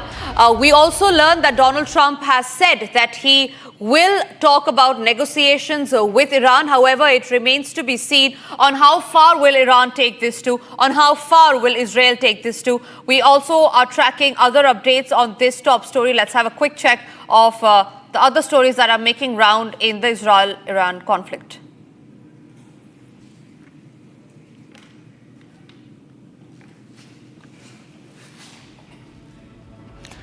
Now, Tehran has launched a missile operation targeting the United States military bases in Qatar and Iraq in retaliation to the United States strike on its nuclear facilities.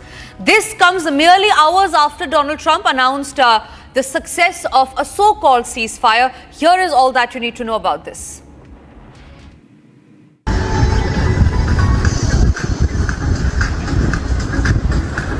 La ilaha illallah. La ilaha illallah.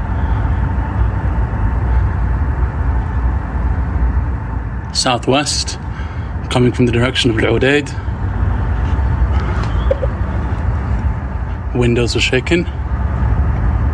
La ilaha illallah.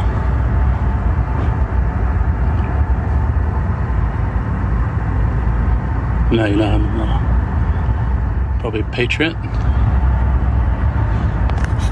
Allahu Akbar. Madam.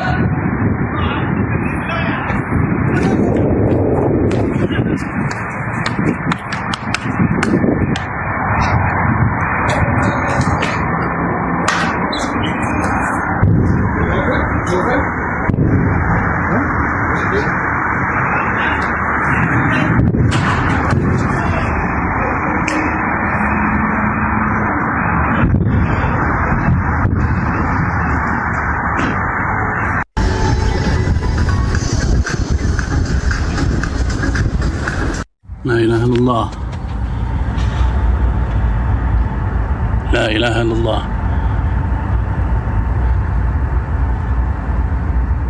Southwest, coming from the direction of Al-Udaid.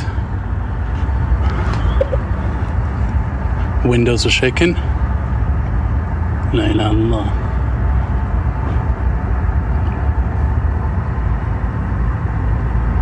La ilaha illallah. Probably Patriot. Allahu Akbar. Madam.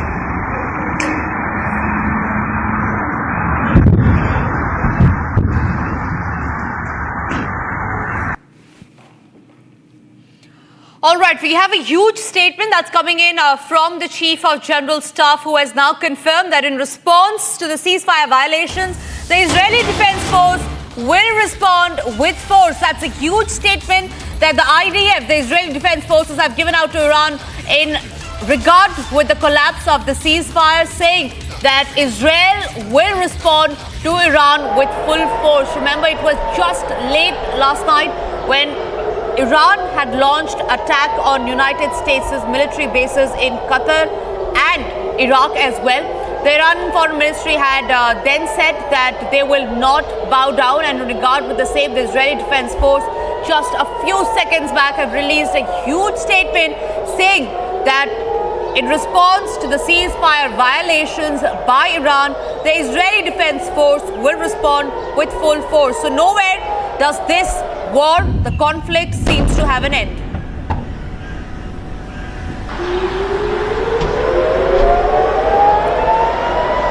All right, remember there have been fresh Iranian strikes in Tel Aviv, Haifa and other places as well. Beersheba has been the worst hit place in Israel, where there were reports of 4 people that have already been killed in the missile attack that was fired by Iran, and this came just few hours after Donald Trump had announced the ceasefire, thereby completely violating the ceasefire. So Iran is the one who is not listening to Donald Trump after he had unilaterally announced ceasefire, and both sides have now vowed for revenge. More breaking news coming in this regard, where we learned that Israel has now said that it has intercepted over 15 UAVs that have been launched from Iran. Now, this happened overnight. Remember, yesterday we got to the visuals where there were multiple missiles that were fired by Iran on United States military bases in Qatar and Iraq. Now we learn that Israeli Defense Forces have confirmed that it has intercepted, in fact, over 15 UAVs that were launched from Iran.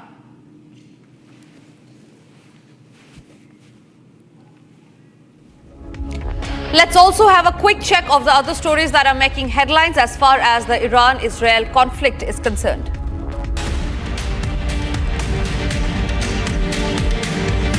Iranian state television reported that a ceasefire came into force at 7:30 a.m. local time. Meanwhile, Israel warned the public of a new missile barrage launched from Iran. This comes after the announcement made by the President Trump. 165 Indian evacuees on board IAF C-17 flight from Israel landed in Delhi Palam Airport today. The aircraft landed at around 8:45 a.m. in the national capital from Amman, Jordan. MOS Dr. L. Murugan received the Indian citizens upon their arrival at the national capital. United States President Donald Trump, in a post on his Truth Social account, confirmed the ceasefire and commented, "The ceasefire is now in effect. Please do not violate it." And look at the irony. Just few hours after that is when the ceasefire has been completely collapsed. Israel Emergency Services say the death toll in the Beersheba strike has risen to at least 8 people. The direct hit in the largest city in southern Israel comes hours after the Trump administration had announced the ceasefire.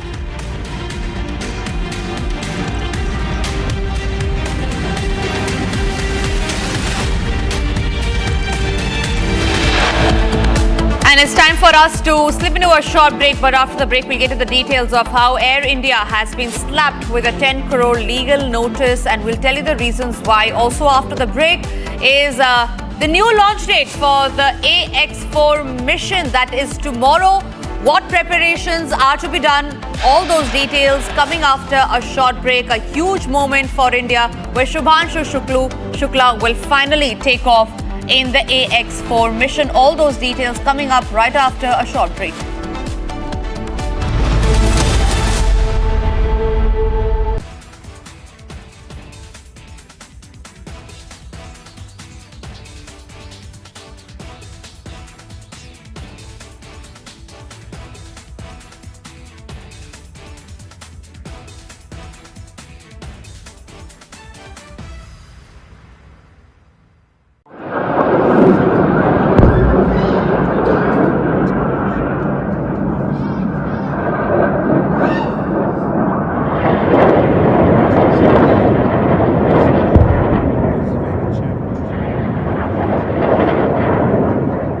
Excellencies, 2 days ago, in this very chamber, I made a direct appeal: give peace a chance. That call was not heeded. Instead, the bombing of Iranian nuclear facilities by the United States marks a perilous turn in a region that is already reeling. From the outset of the crisis, I have repeatedly condemned any military escalation in the Middle East. The people of the region cannot endure another cycle of destruction. And yet, we now risk descending into a rat hole of retaliation after retaliation. To avoid it, diplomacy must prevail. Civilians must be protected. Safe maritime navigation must be guaranteed. The Non-Proliferation Treaty is a cornerstone of international peace and security. Iran must fully respect it.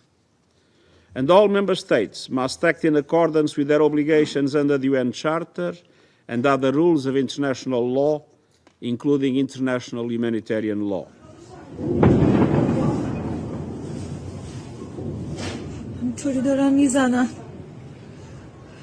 For 40 years, the Iranian government has called for death to America and death to Israel, and posed a constant menace to the peace and security of its neighbors, the United States, and the entire world. U.S. military strikes targeted nuclear facilities in Fordo, Natanz, and Isfahan, with the aim of dismantling Iran's nuclear enrichment capacity and stopping the nuclear threat posed by the world's foremost.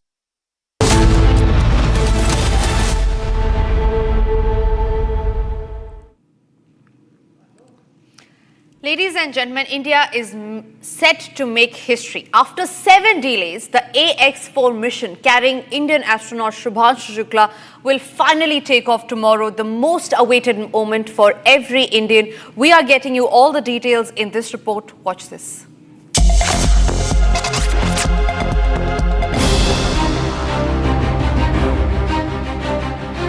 After 7 delays, the AX-4 mission is finally set to launch tomorrow.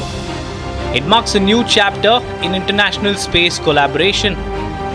The AX-4 mission is a fully private space flight, part of a growing shift where commercial players now lead low Earth orbit missions. The mission will carry Indian Air Force Group Captain Shubhanshu Shukla to the International Space Station, making him the first Indian astronaut to reach the ISS. Shukla will fly alongside veteran American astronaut Peggy Whitson, Hungarian pilot Tibor Kapu, and Polish engineer Slavoj Uzanski-Wisniewski. The Falcon 9 rocket will lift off from Kennedy Space Center in Florida at 2:31 a.m. Eastern Time, which is 12:01 p.m. in Indian Standard Time. The crew is expected to dock the International Space Station around 7 a.m. Eastern Time on June 26, approximately 4:30 p.m. Indian Time. During their 2-week mission, the team will conduct more than 60 scientific experiments, including Indian-led studies on microgravity and human health. The mission also focuses on human biology, investigating how prolonged exposure to microgravity impacts muscles, cells, and immune responses. Shukla, a decorated test pilot with over 2,000 flight hours, has undergone intensive training for this mission, representing India's growing presence in space exploration. If successful, this will be the first time in 41 years that an Indian astronaut reaches space since Rakesh Sharma's historic flight in 1984. Tomorrow's launch could mark a turning point as India returns to crewed space missions on a global platform.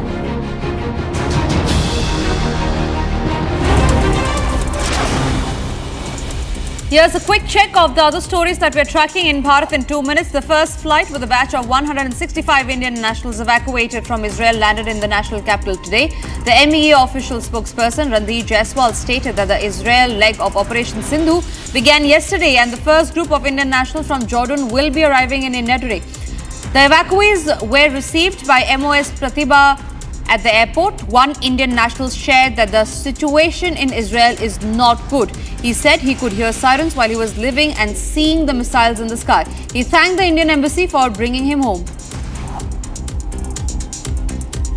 As a part of Operation Sindhu, 292 Indian nationals were evacuated from Iran on a special flight that arrived in New Delhi from Mashhad at 3:30 a.m. today. MEA official spokesperson Ranveer Jaiswal shared a total of 2,295 Indian nationals have now been brought home from Iran. On the night of 23rd June, Maoists attacked the road construction site in the Jorkhat area.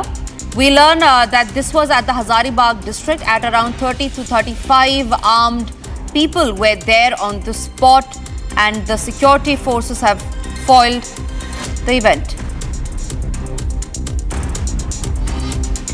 After a flood-like situation was witnessed in Baran of Rajasthan, the district administration conducted a rescue operation, Danger Across. Following continuous rainfall in the region, the state disaster response force have evacuated 29 people and many more other who have been safely moved to the safe shelters. A mock drill of coordination among various departments was held today ahead of Lord Jagannath Rath Yatra. The mock drill was held at Integrated Command and Control Center of the Town Police Station Complex for orderly and safe completion of the Yatra.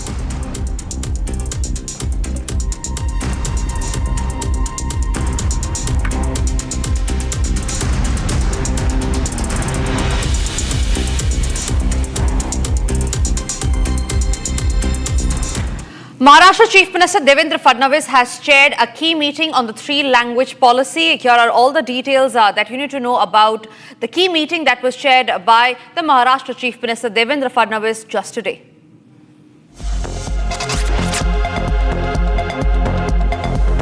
Maharashtra Chief Minister Devendra Fadnavis chaired a meeting at his official residence in South Mumbai late last night. The meeting was chaired over the implementation of the three-language formula. Deputy Chief Minister Eknath Shinde, School Education Minister Dada Bhuse and Minister of State Dr. Pankaj Bhoyer were present. An in-depth discussion was held on the new education policy. The meeting saw the status of all states to ensure that Marathi students are not disadvantaged under the policy. Furthermore, it was resolved in the meeting that all stakeholders must be consulted. Stakeholders include Marathi language scholars, literateurs, and political leaders. Maharashtra Chief Minister Fadnavis further said that a final decision will be made only after this consultation process is completed. It's time for us to slip into a short break, but after the break, we'll get to the details of how the ceasefire deal in the Middle East has completely collapsed as sirens have been sounded across northern Israel. Also after the break is how Trump is facing global embarrassment as the truce deal between Israel and Iran falls apart.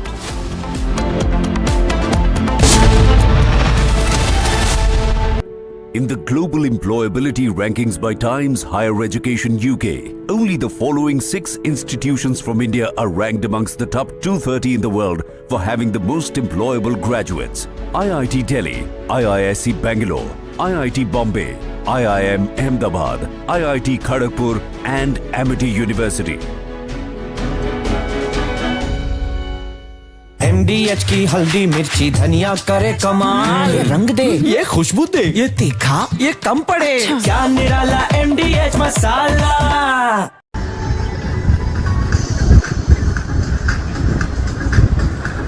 لا إله إلا الله. لا إله إلا الله.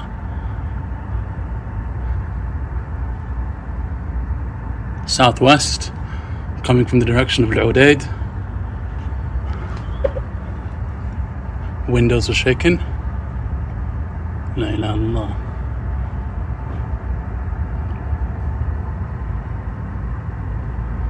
La ilaha illallah. Probably Patriot. Allahu Akbar. Madam.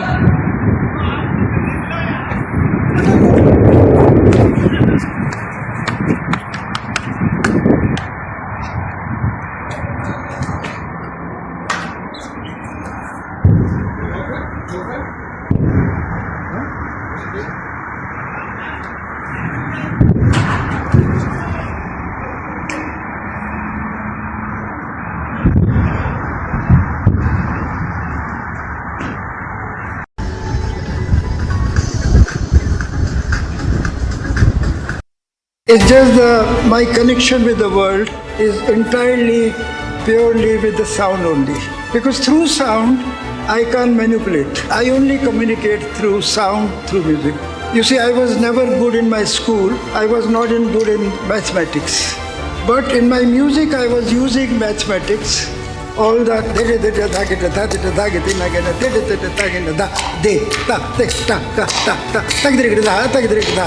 is all mathematics. So I could do that. So we create castles in the air. You see, you can't see music, you can't see rhythm, like you can't see God. So it's a precious gift of God.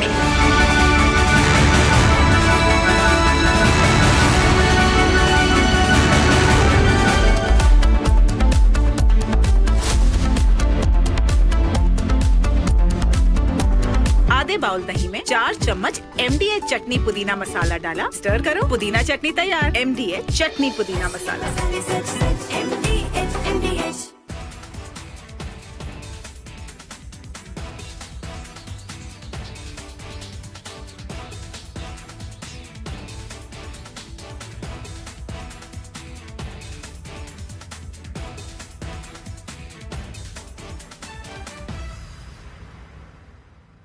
MDH की हल्दी मिर्ची धनिया करे कमाल, ये रंग दे, ये खुशबू दे, ये तीखा, ये कम पड़े, क्या निराला MDH masala.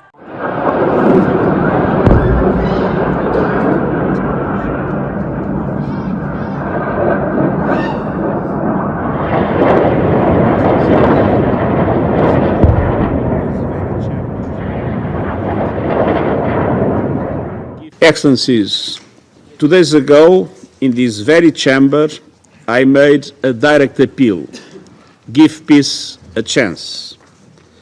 That call was not heeded. Instead, the bombing of Iranian nuclear facilities by the United States marks a perilous turn in a region that is already reeling. From the outset of the crisis, I have repeatedly condemned any military escalation in the Middle East. The people of the region cannot endure another cycle of destruction. And yet, we now risk descending into a rat hole of retaliation after retaliation. To avoid it, diplomacy must prevail. Civilians must be protected.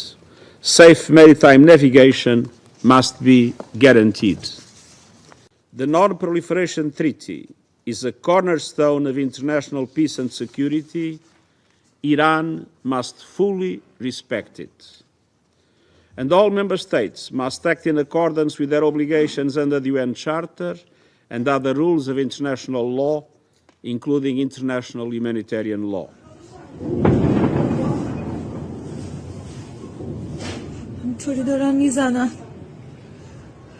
For 40 years, the Iranian government has called for death to America and death to Israel, and posed a constant menace to the peace and security of its neighbors, the United States, and the entire world. U.S. military strikes targeted nuclear facilities in Fordo, Natanz, and Isfahan, with the aim of dismantling Iran's nuclear enrichment capacity and stopping the nuclear threat posed by the world's foremost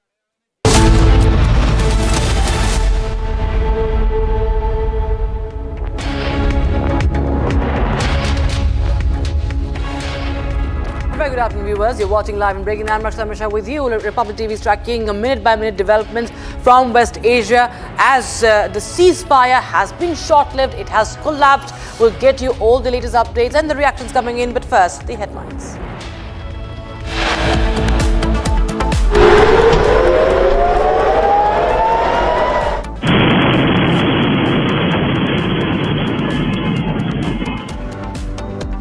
Ceasefire deal in the Middle East collapses. Sirens sounded across northern Israel. Iran launches fresh missile attacks.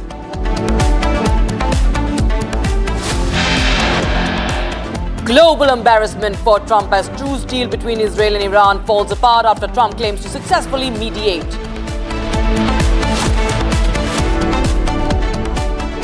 Israel Defense Forces claim strikes in southern Israel, massive destruction in Beersheba, 4 killed. Explosions heard at Tazi military base in Iraq's Baghdad, no casualties reported.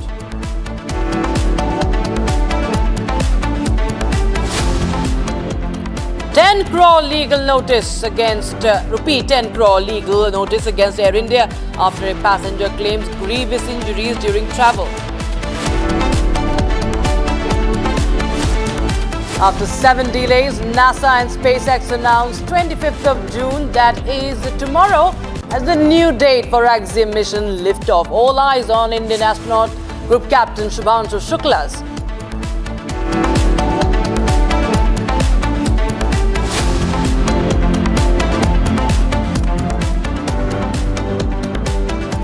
Just hours before a ceasefire between Israel and Iran began, Israel airstrikes hit Tehran. Now, this show this program right now in the capital skyline early Tuesday.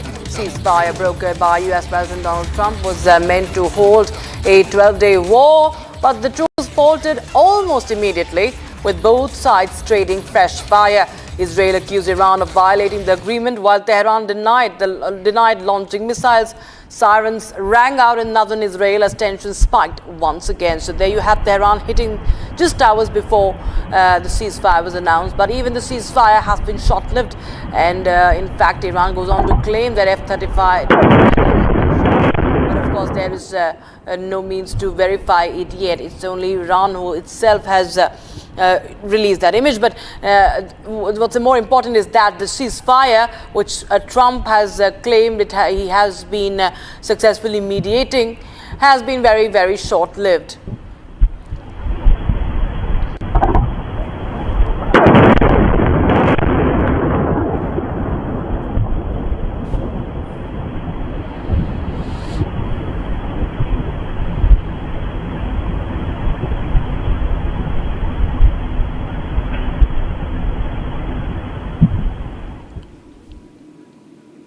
And viewers, we have some more breaking developments coming in. Israel has said that it has intercepted over 15 UAVs launched from Iran. In fact, we have visuals also coming in.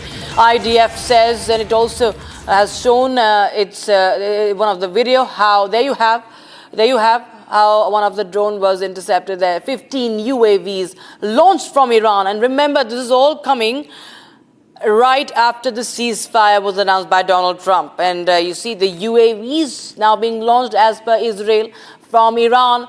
And Israeli Defense Forces say they have intercepted over 15 unmanned aerial vehicles, 15 UAVs from Iran. And that is the visual released by the IDF. And in fact, viewers, this is back-to-back strike that we have been reporting from Israel after the ceasefire. Now, viewers, US President Donald Trump may have announced a ceasefire, but on the ground, missiles continue to hit residential buildings across southern Israel. According to the rescue teams, death toll is mounting quick in Beersheba, with search for the survivors still underway. Sirens, explosions, and collapsing buildings. The war between Israel and Iran is far from over. Rescue teams pulling out dead bodies from under the rubble. Firefighters scanning the debris of what was a residential apartment before the missile impact.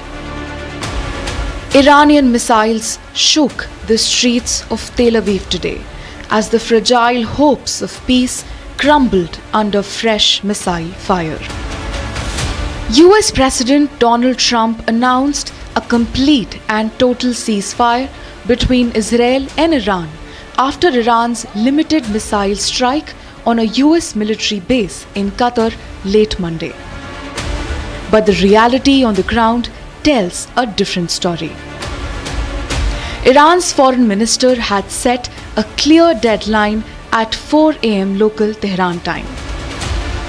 If Israel stopped its strikes by then, Iran would halt its own.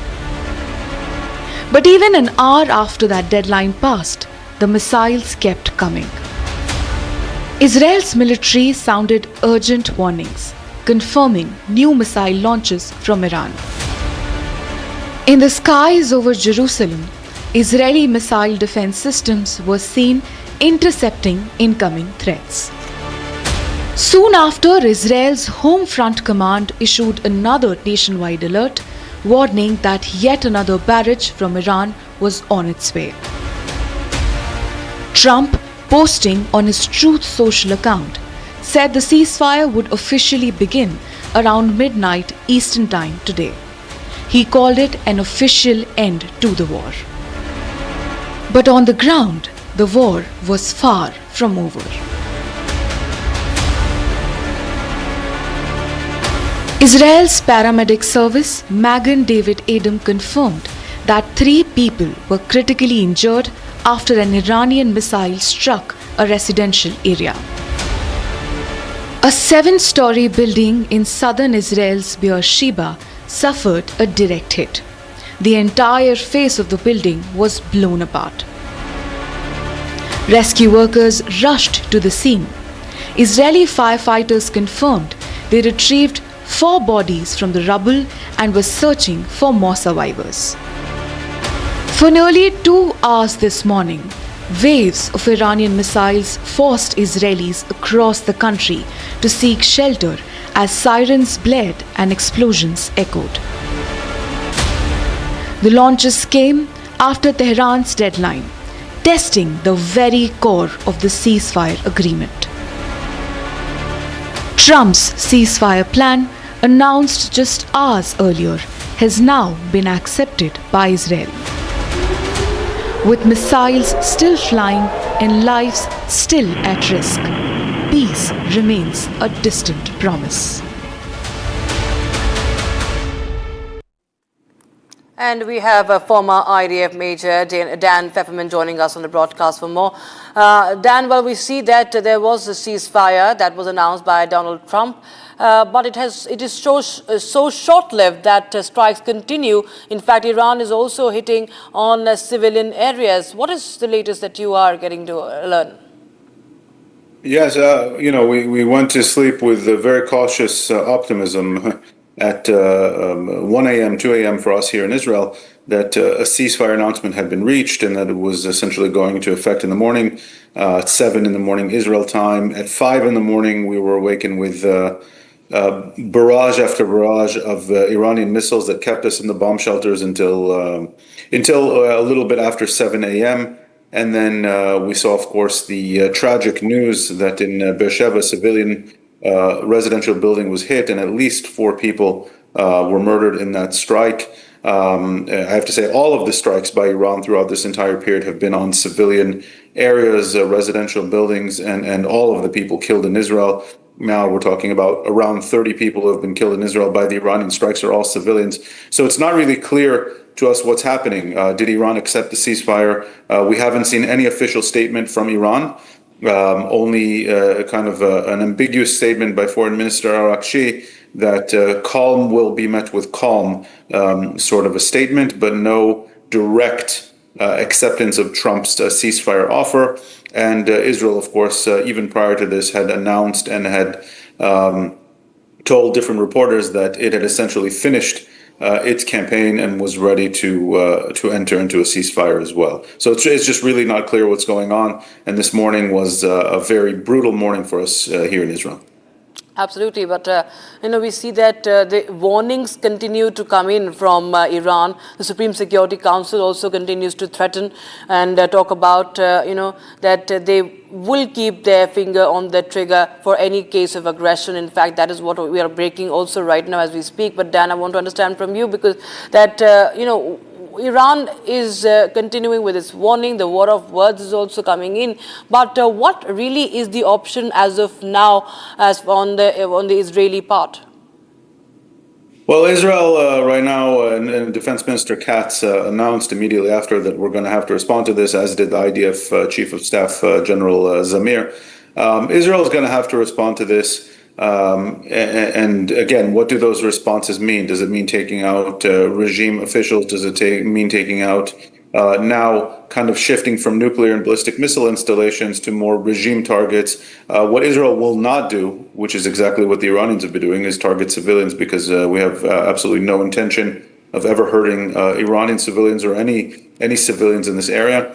And so this is something we're going to have to consider. I think you're going to need to see the Americans double down on their efforts here together with the Qataris. If I understand that they helped broker this elusive ceasefire. But it always baffles me how the Iranians and the radical axis in the region, whenever they have a choice between pragmatism and calm, they choose extremism and terror and escalation. And when they do, it's almost always to target civilians, unlike Israel strikes, which target regime installations and military installations. Right, but Israel continues to say that Iran has violated the ceasefire. Iran over there says that we did not, and all these are false claims. In the next 24 hours, what can we expect? Do we expect that the ceasefire that has been violated will be restored? Are there any chances? Is there any scope for a ceasefire right now? I believe there is. Israel, as I said, finished its essential goals in this operation.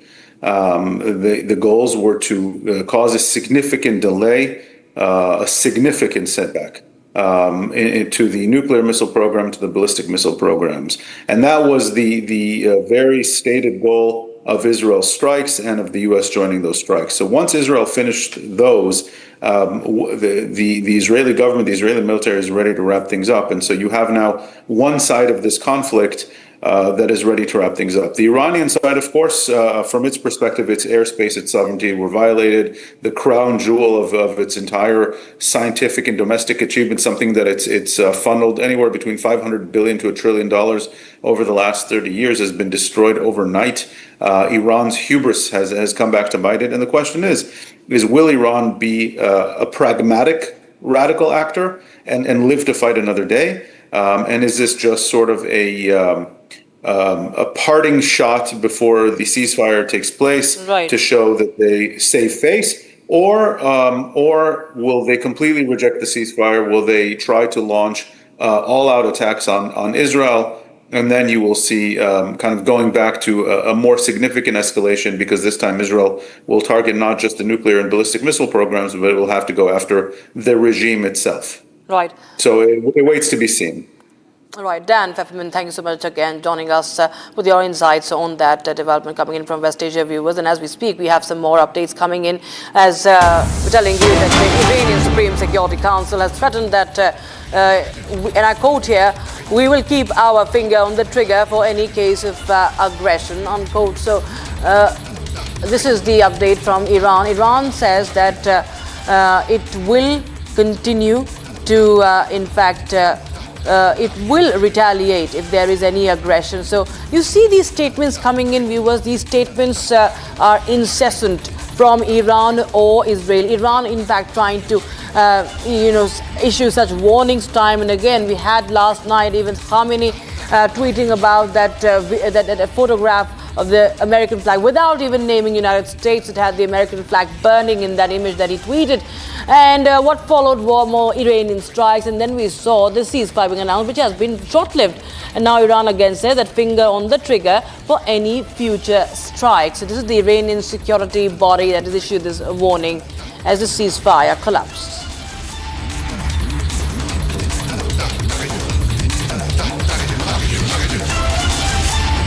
So as the tensions are escalating, viewers, the Operation Sindhu, of course, comes in focus for India. The centre's operation has been repatriating Indians stranded in in West Asia on war footing. The latest is the Indian Air Force C-17 flight with 165 Indians landing in the national capital. Here's a quick report on that.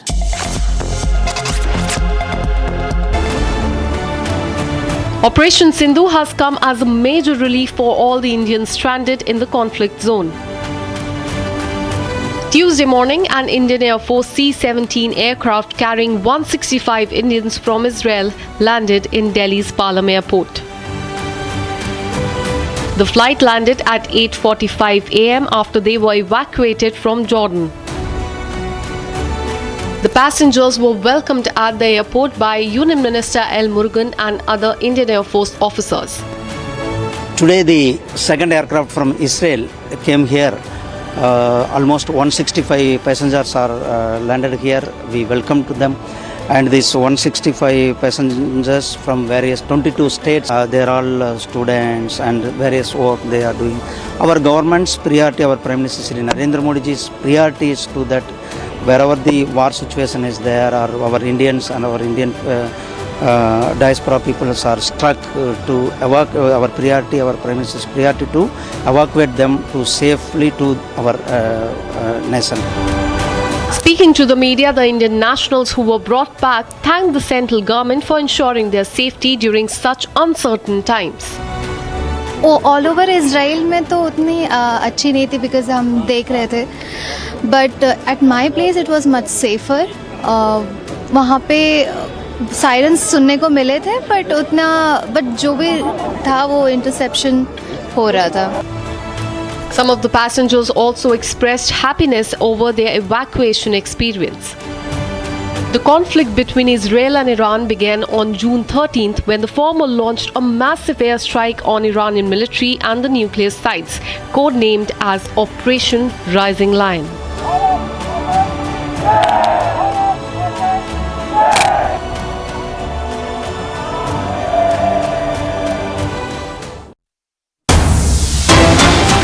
Breaking news coming in right now. Now, Qatar's foreign ministry has summoned Iran's ambassador, condemning the IRGC missile strike on Al Hudayd base as a flagrant violation of its sovereignty. Remember, Iran had hit the American air base in Qatar, and now Qatar had also, in fact, condemned the strike on Al Hudayd base, and now it has also summoned the Iranian envoy over the base strike. There you have Qatar summoning Iranian envoy over the strike on the US military base in Qatar. It had launched missiles at the US military base in what is said was a retaliation for the American strikes against its nuclear sites like Isfahan, Natanz and Fordo. So in fact there were loud bangs in the sky, as you can see above the capital Doha in Qatar. And videos showed the bright flashes in the sky, air defense systems attempting to intercept missiles. Qatar, of course, has said that there has been not much damage because of this, but we see that Qatar is not taking it lying down, at least on the face of it. Al Udeid, remember, is the home to US military headquarters for all air operations in the region.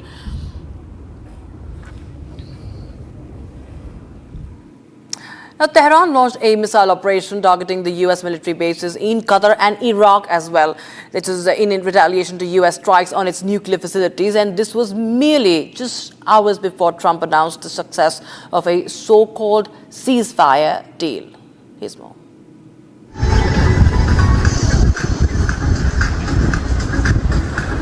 La ilaha illallah. La ilaha illallah.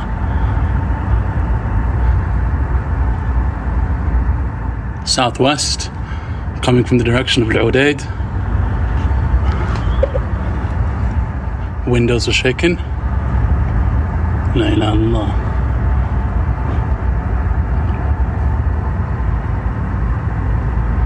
La ilaha illallah.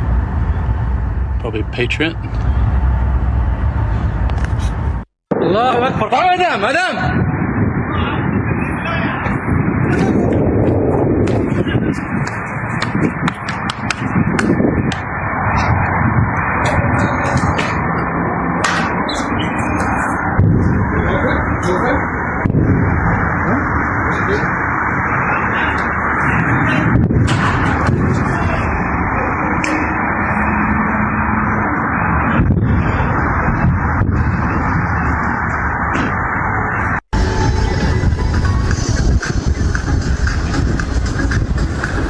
La ilaha illallah. La ilaha illallah.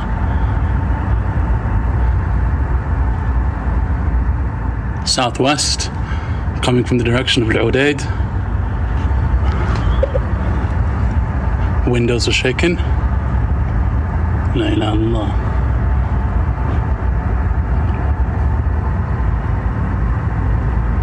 La ilaha illallah. Probably Patriot. Allahu Akbar. Madam.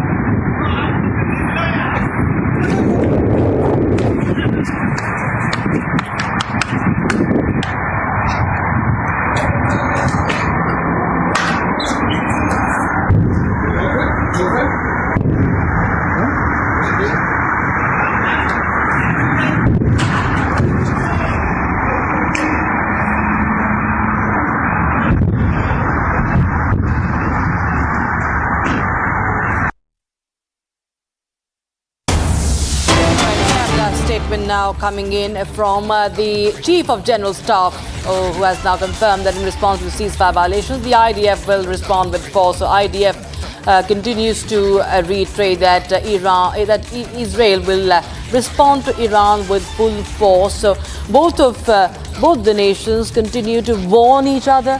We have Israel, we have Iran saying that we will hit back. So this tit-for-tit strikes have been going on for more than 10 days, and even these statements also have been going on for the longest time. We've seen what has been happening after the ceasefire that was so short-lived, as Donald Trump tried to pull off what he tried to do earlier with Iran, with India and Pakistan. Also, we see what has happened after the ceasefire announced by Donald Trump. We saw these sirens being sounded in Tel Aviv, Iran hitting with the missiles in Tel Aviv. In fact, many of the civilian areas have been struck by the Iranians there. And Israel also says that it has intercepted more than 15 UAVs from Iran. So you have these visuals coming in that in fact depict the devastation from several areas, from Tel Aviv to Beersheba. In fact, in Beersheba, viewers, more than at least 5 civilians have been killed, and the rescue operation is underway there in that civilian area in that city. And as we speak, we have more and more visuals of destruction from Israel as Iran continues to hit back.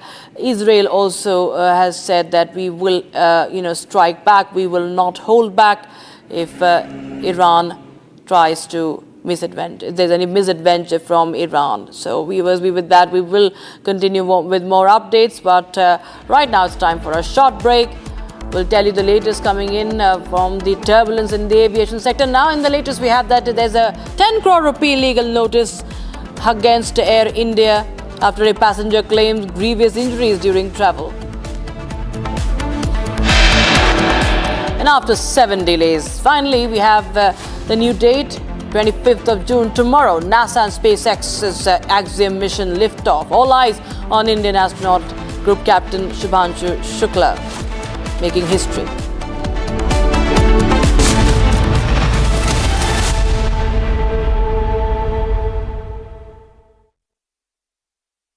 विमल में गुलिस्तां की ये कुछ लजीज फरिश्ते जब साथ घुले तो जी ललचाए और दिल कहे कि स्वाद की इस जुबां में खुद को ऐसा डुबाऊं कि निकल ना पाऊं। विमल की जुबान कुछ है ही ऐसी, मानते हैं ना? विमल, बोलो जुबां केसरी। दादी के हाथों का जादू और खुशबू से महकता घर, माँ की मुस्कुराहट और खाने की सुगंध। MDH गरम मसाला, क्योंकि हर रिश्ता है स्वाद से जुड़ा।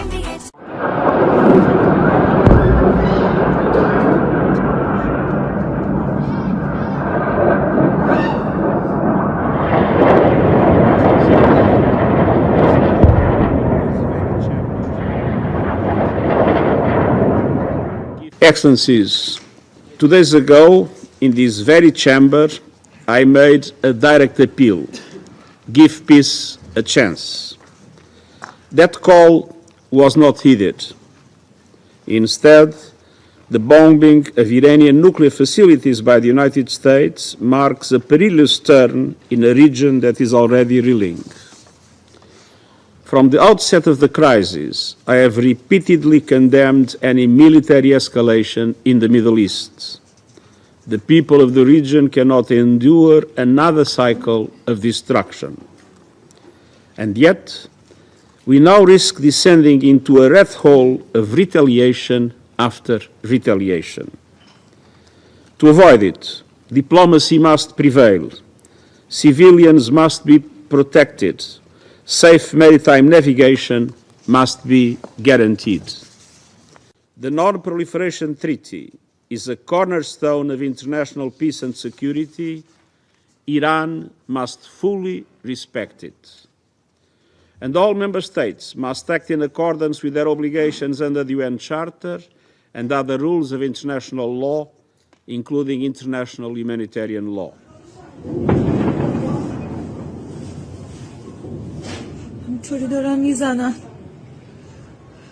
For 40 years, the Iranian government has called for death to America and death to Israel, and posed a constant menace to the peace and security of its neighbors, the United States, and the entire world.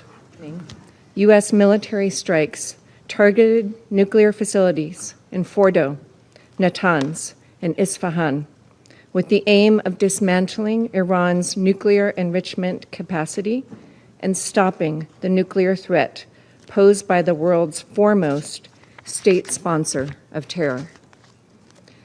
This operation sought to eliminate a long-standing but rapidly escalating source of global insecurity and to aid our ally Israel in our inherent right of collective self-defense, consistent with the UN Charter.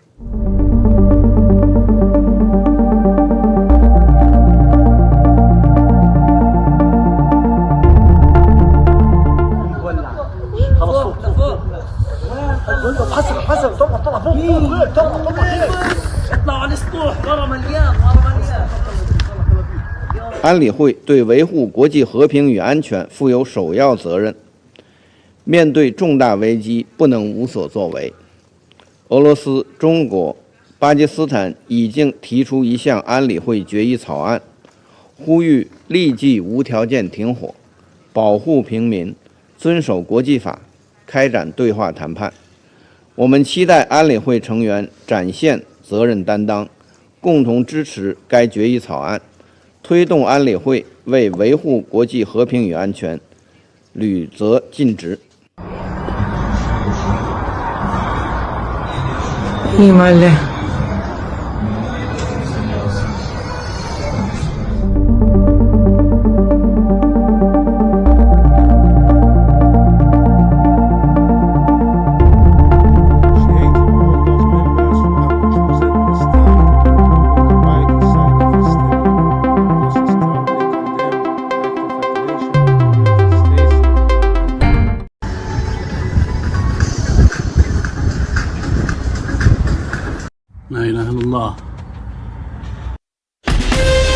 From Asia's largest news headquarters, setting the agenda for Bharat.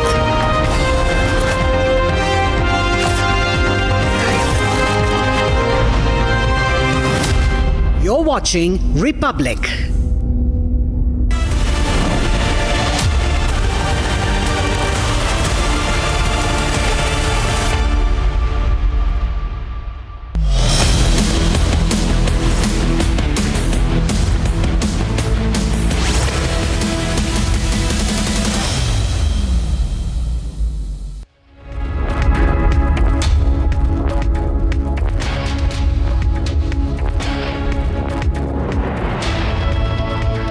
Good evening, viewers. This is Republic and you're watching Live and Breaking with me, Madhurima Mishra. Let's get started with the headlines.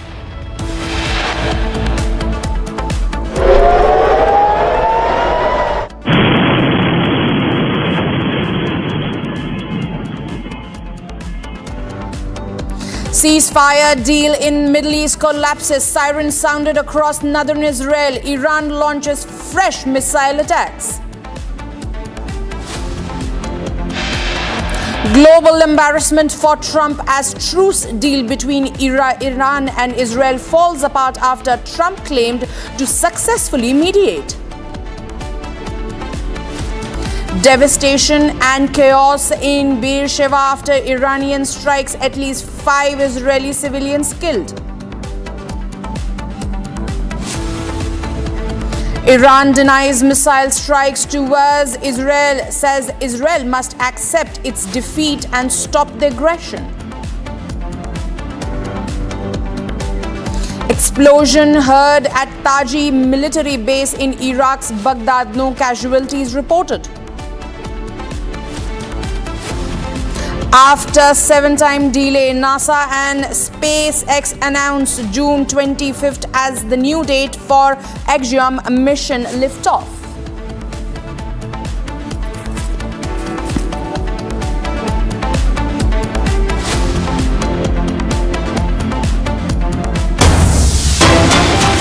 Breaking news, coming in, viewers, following President Donald Trump's decision to authorize airstrikes on 3 nuclear-related sites in Iran, Fordo, Isfahan and Natanz. State and local leaders across California have taken steps to monitor for potential threats. Protests have also erupted in Los Angeles in response to military action. California Governor Gavin Newsom also addressed a development, emphasizing that the state is staying alert in coordination with the national security agencies. So as you can see, viewers, right on your screens, protests erupting in Los Angeles in the backdrop of Donald Trump's statement over there.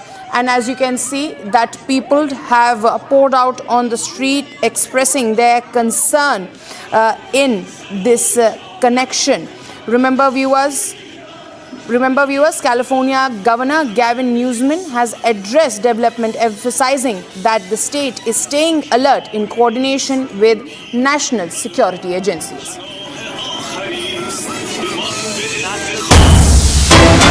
Moving on, viewers, we have a statement coming in from the Chief of General Staff, who has confirmed that in response to ceasefire violation, the IDF will respond with full force. This comes after Iran violated ceasefire conditions and reportedly launched fresh barrage of missiles towards Israel's commercial capital, that is Tel Aviv.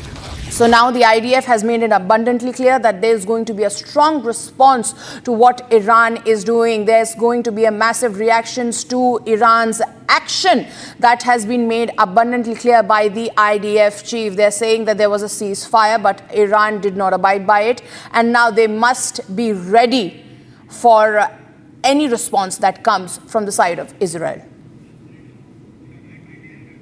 במערב איראן זיהינו הבוקר הערכות למטח לשטח הארץ ופעלנו לסיכול ושיבוש האיום. תקפנו 8 משגרים שהיו מוכנים לשיגור בזמן מיידי. גם ברגעים אלו חיל האוויר משמר כוננות אווירית להסרת איומים ולפעולות התקפיות מהירות. לפני כניסת הפסקת האש לתוקף, הבוקר נורו כ-20 טילים מאיראן לאזורים שונים ברחבי הארץ. רובם יורטו. צוותי פיקוד העורף, כוחות ההצלה והביטחון, נמצאים כרגע בשטח ונותנים מענה באזורי הנפילות. לצערי, ישנם הרוגים ופצועים בזירת הנפילה בבאר שבע. חולצו מספר לכודים חיים. כוחות החילוץ של פיקוד העורף ממשיכים לסרוג בשטח.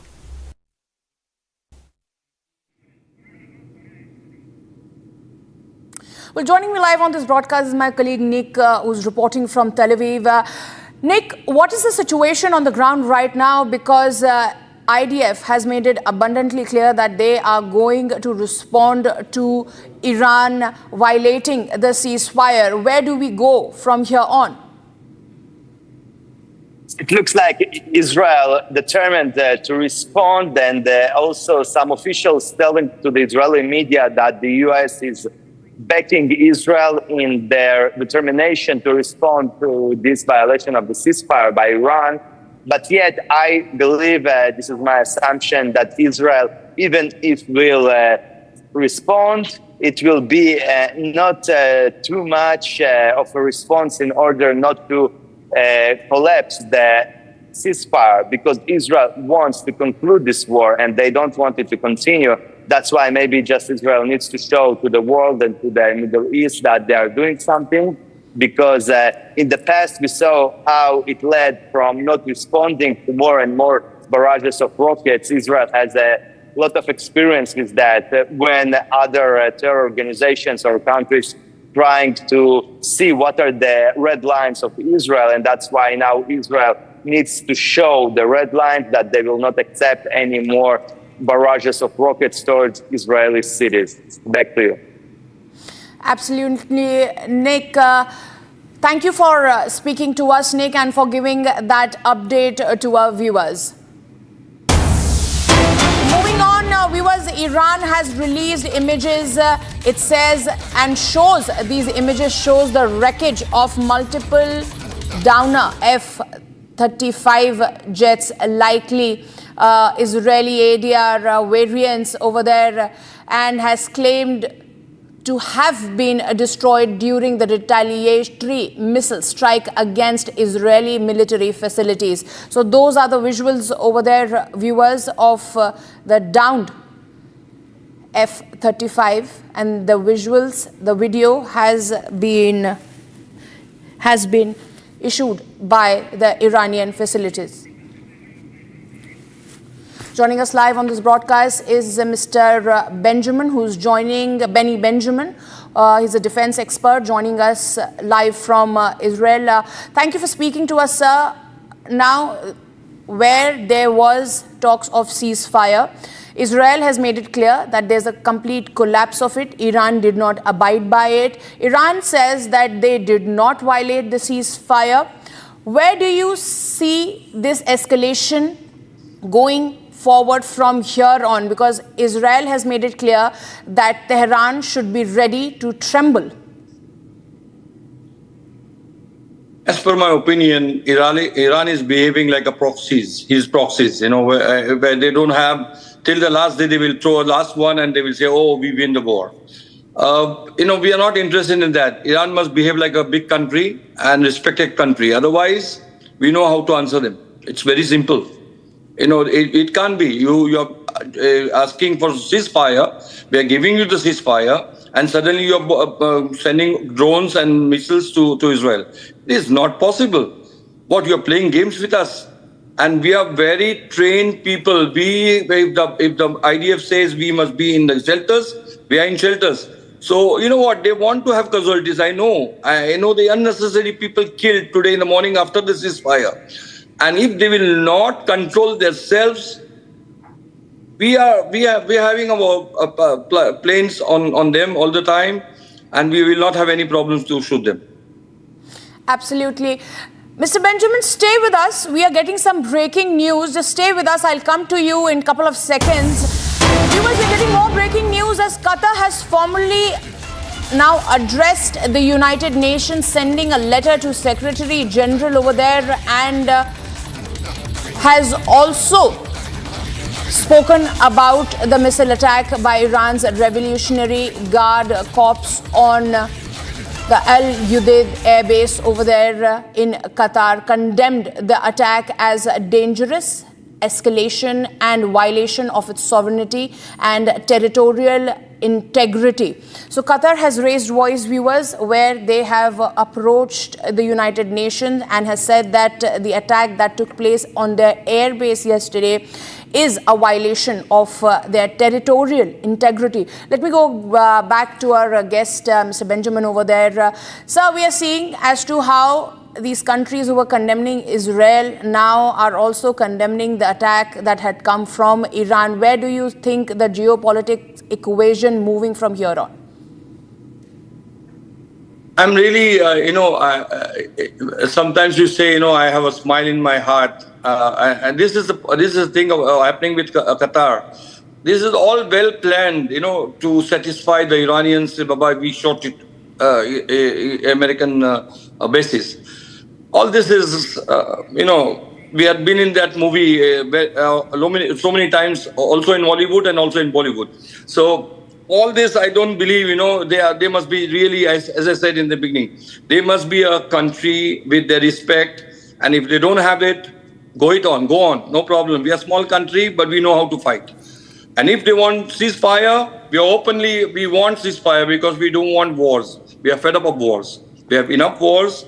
And you see my age, I have a lot of wars in this country, and we don't want any more wars. We are really fed up. Not only me, I'm talking about everybody. Each and every person in Israel had gone to the army. So we don't have any. We know what is the respect for the army. We know what is what happens when there is a war, and we know what happens in our houses when there is a war. So all this rubbish, we don't want to do it. If they want, they are really serious. Let them talk about ceasefire. We are in ceasefire. Don't fire us. We will not fire you. Absolutely, absolutely. So wait, we are also getting, I request you to stay with us. We're getting more update here. Israeli Defense Minister has instructed the IDF to intensify strikes against Iran after ceasefire violation. The minister has said in the light of absolute violation of ceasefire declared by the US President, that was mediated by the US President by Iran and by launching the missile towards Israel. Now, in accordance with that, the Israeli government's policy is to respond forcefully to any violations. That's why he says, I quote, that they have instructed the IDF in the coordination with the Prime Minister to continue the intense strike activity in Tehran to neutralize the regime target and the terrorist infrastructure in Tehran. Sir, let me come across to you again, Mr. Benjamin. There you heard the IDF is very clear. Without any mincing words, they said that they have spoken to the government as well. All hands on deck. And their resolve is to target those terrorist infrastructure in Tehran.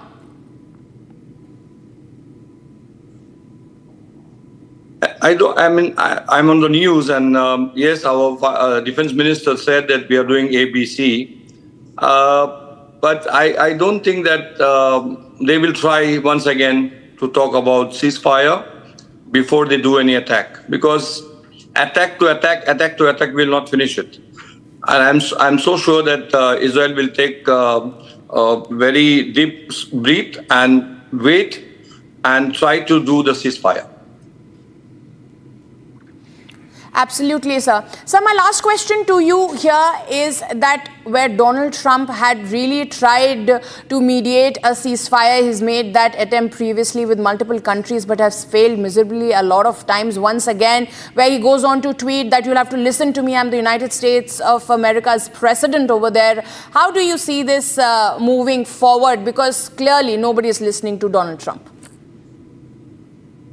United States, they are a good friend of ours. They are in favor of our good for Israel. I don't think that they, whatever the president is doing is not doing in favor of us. But as I said once again, Iranians, they are not serious people. Qatar, they are all they are doing dramas, and I don't understand why Americans are not understanding these dramas. These dramas, we are here for 77 years. We have a lot of dramas of this. So if they really want to do the ceasefire, I think the table is empty. Come on the table, sit and do it. Absolutely. So thank you for speaking to us. Thank you for speaking to Republic Media Network. God bless India. God bless Israel.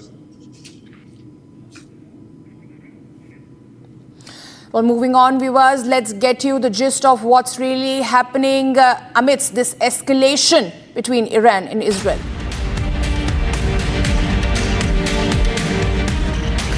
Iran reportedly launched missiles at Israel early this morning, just hours after US President Donald Trump announced a ceasefire between the two countries. Trump's announcement that the ceasefire was in place came after a flurry of attacks between Iran and Israel. However, according to Iranian state media, Tehran denied any reports that it fired a missile at Israel after the ceasefire began.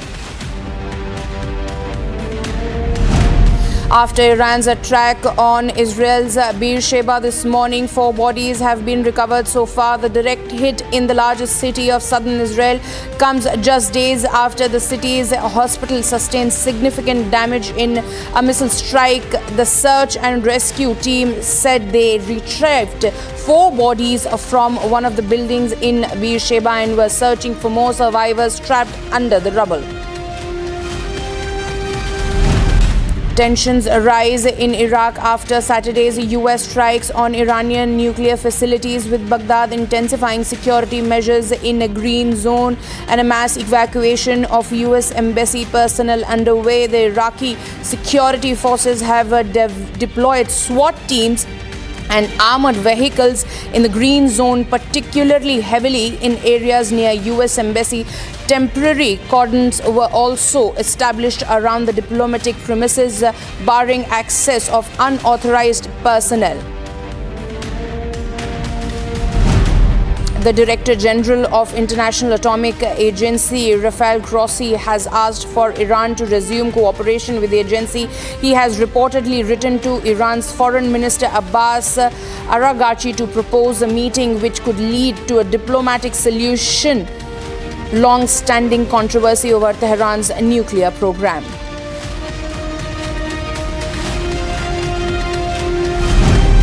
Operation Sindhu is in full swing. India evacuated 292 citizens from Iran and 366 nationals from Israel amid escalating tensions between the two countries. With the fresh batch of evacuees from Iran, India has brought back 2,295 Indians from West Asia so far.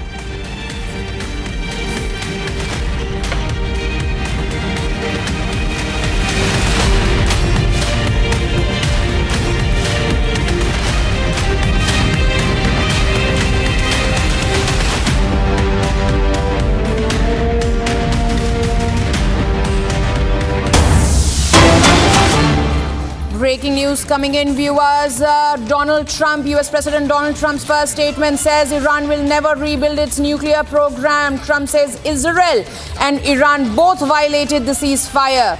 Now, Trump has asked about Israel-Iran truce, where he says, I don't think so. Trump said in a conversation with reporters before departure for NATO summit in The Hague that both Israel and Iran violated the ceasefire, noted that he is not pleased that Israel announced it would attack Iran after accepting the ceasefire. So there you have US President Donald Trump saying he is not pleased with the way Israel and Iran behaved, as to how both of them did not abide by the mediation that the United States said that it propelled between the two countries.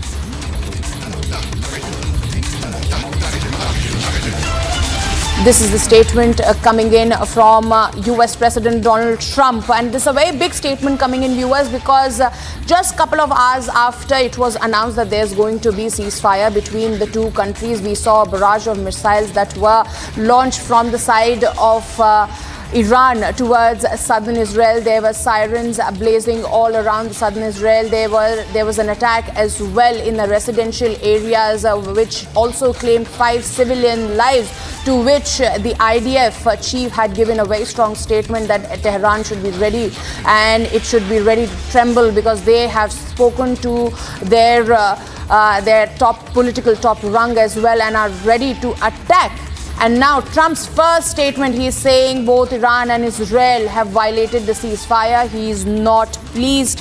And as far as Iran is concerned, he's saying that they do not have a nuclear program anymore. They will never be able to rebuild their nuclear program. That is what Donald Trump is saying. But remember, Iran had made it abundantly clear that there were no radiations, and what our sources from multiple platforms have apprised us is that there was a lot of commotion there at the Fordow site, as they had anticipated this attack. Joining us live on this broadcast is our senior executive editor Abhishek Kapoor. Abhishek, Trump has finally spoken. He's saying he's not pleased, but the point here, the moot point is, nobody is listening to Trump, no matter how much he tries. See, he's not pleased, and he shouldn't be pleased, because he has this bad habit of jumping the gun. Also, in this instance, like in the case of Operation Sindoor, he seems to be coming out as more hungry for credit than actual substance on the ground, the proof of which is that we are as yet to see any evidence of a ceasefire actualizing between Iran and Israel on the ground. There has been a sustained volley of missiles from both the sides.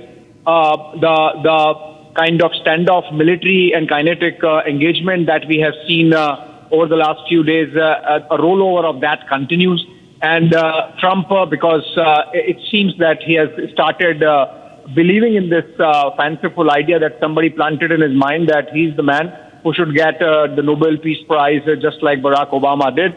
And he perhaps believes strongly that he has done more than Barack Obama. So irrespective of whether things are actually happening on the ground, he's sort of trying to corner credit even before events happen. So in the case of India, the fact that the ceasefire happened essentially because Pakistan cried uncle, and it used the good offices of its American contacts to prevail upon India, which India obviously obliged. That does not mean that he was mediating. There is not a single phone call that happened between President Trump and Prime Minister Modi at any stage, or for that matter, President Trump and Asim Munir, at least during that period of India-Pak standoff. And for him to go ahead and take credit that, okay, fine, he got the... he was indulging in information arbitrage just because the Americans were involved in some kind of back-channel dialogue, just as the Saudis were involved, just as the Iranians were involved, just as the Emiratis were involved, and he sort of, jumped the gun and took credit. So it seems in this case also, Donald Trump indulging in typical information arbitrage and having a bit of an egg on his face because both the sides, more so Israel, are not listening to him, and the two sides are continuing with their missile volleys. So it's a lesson for Trump. If I don't know whether he would be interested, the American president. If he's not drawing the lessons, maybe he would be repeating them. But this admission, clearly a case of Donald Trump realizing that not everyone does what they tell him that they are going to do. Absolutely. Abhishek, remember that early in the morning he also tweeted after just a couple of hours after when he announced that there is a ceasefire, he goes on to tweet that you'll have to listen to me. I am the President of the United States. What kind of statement is that? Abhishek. Okay, viewers, so this is the big breaking news coming in. We'll try and connect again with our executive editor over there. But Trump has made this statement where he has gone ahead and said that Iran will never rebuild its nuclear program. He said that he is not pleased with the way Israel and Iran have behaved. Also, he added that both Israel and Iran violated ceasefire. And this came after he was the first person to announce as to that there has been a ceasefire before the both countries could come forward and express. Global embarrassment for US President Donald Trump as just a couple of hours after announcing ceasefire, both Iran and Israel violated.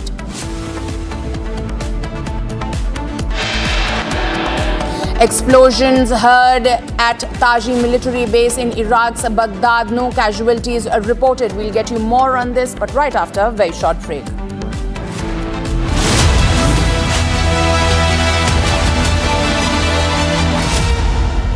विमल में गुलिस्तां के ये कुछ लजीज फरिश्ते जब साथ घुलें तो जी ललचाए और दिल कहे कि स्वाद की जुबान में खुद को ऐसे डुबाऊं कि निकल ना पाऊं। विमल की जुबान कुछ है ही ऐसी, मानते हैं? विमल, बोलो जुबान कैसी? ये है सीक्रेट रेसिपी MDH का जीरा सिप जल जीरा मसाला। सिप सिप जीरा सिप MDH का जल जीरा सिप MDH का जल जीरा SIP.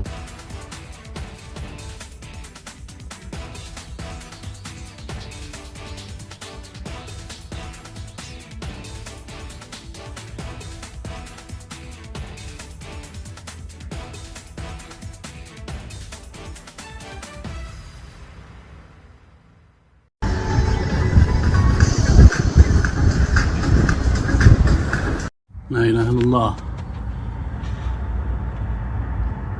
لا إله إلا الله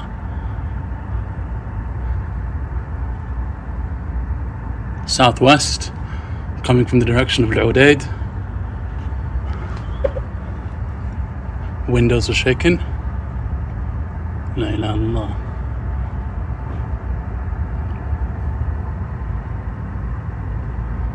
La ilaha illallah. Probably Patriot. Allahu Akbar. Madam.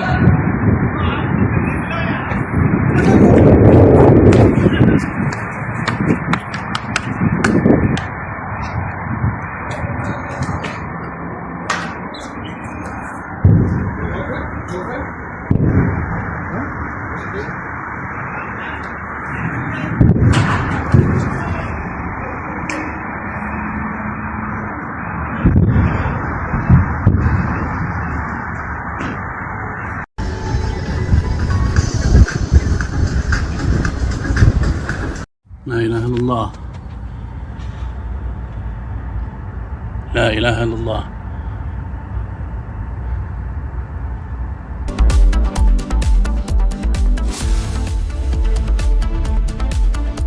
इसको घर पे लगाओगे तो शादी का तो पता नहीं, पर घर पक्का नहीं टूटेगा। रुंगटा नहीं तो घर स्ट्रॉन्ग नहीं। रुंगटा स्टील TMT बार एकदम सॉलिड। पहाड़ों में एक हाइकिंग स्टिक भी बन सकती है।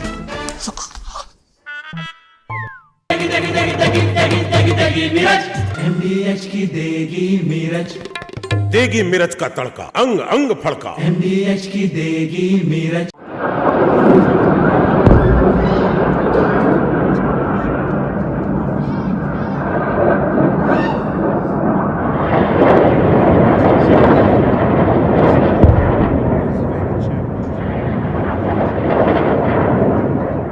Excellencies, 2 days ago, in this very chamber, I made a direct appeal: give peace a chance. That call was not heeded. Instead, the bombing of Iranian nuclear facilities by the United States marks a perilous turn in a region that is already reeling. From the outset of the crisis, I have repeatedly condemned any military escalation in the Middle East. The people of the region cannot endure another cycle of destruction. And yet, we now risk descending into a rat hole of retaliation after retaliation. To avoid it, diplomacy must prevail. Civilians must be protected. Safe maritime navigation must be guaranteed. The Non-Proliferation Treaty is a cornerstone of international peace and security. Iran must fully respect it. And all member states must act in accordance with their obligations under the UN Charter and other rules of international law, including international humanitarian law.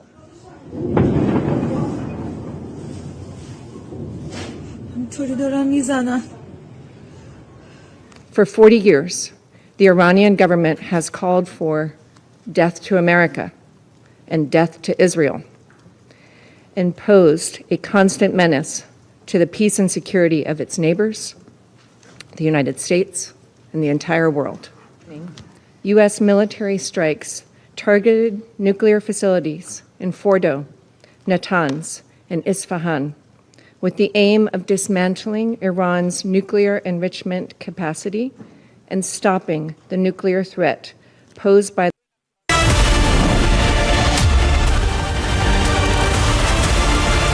In all fairness, Israel unloaded a lot, and now I hear Israel just went out because they felt it was violated by one rocket that didn't land anywhere. That's not what we want, I'll tell you, and I'm telling you, I'm not happy about that, Israel, either.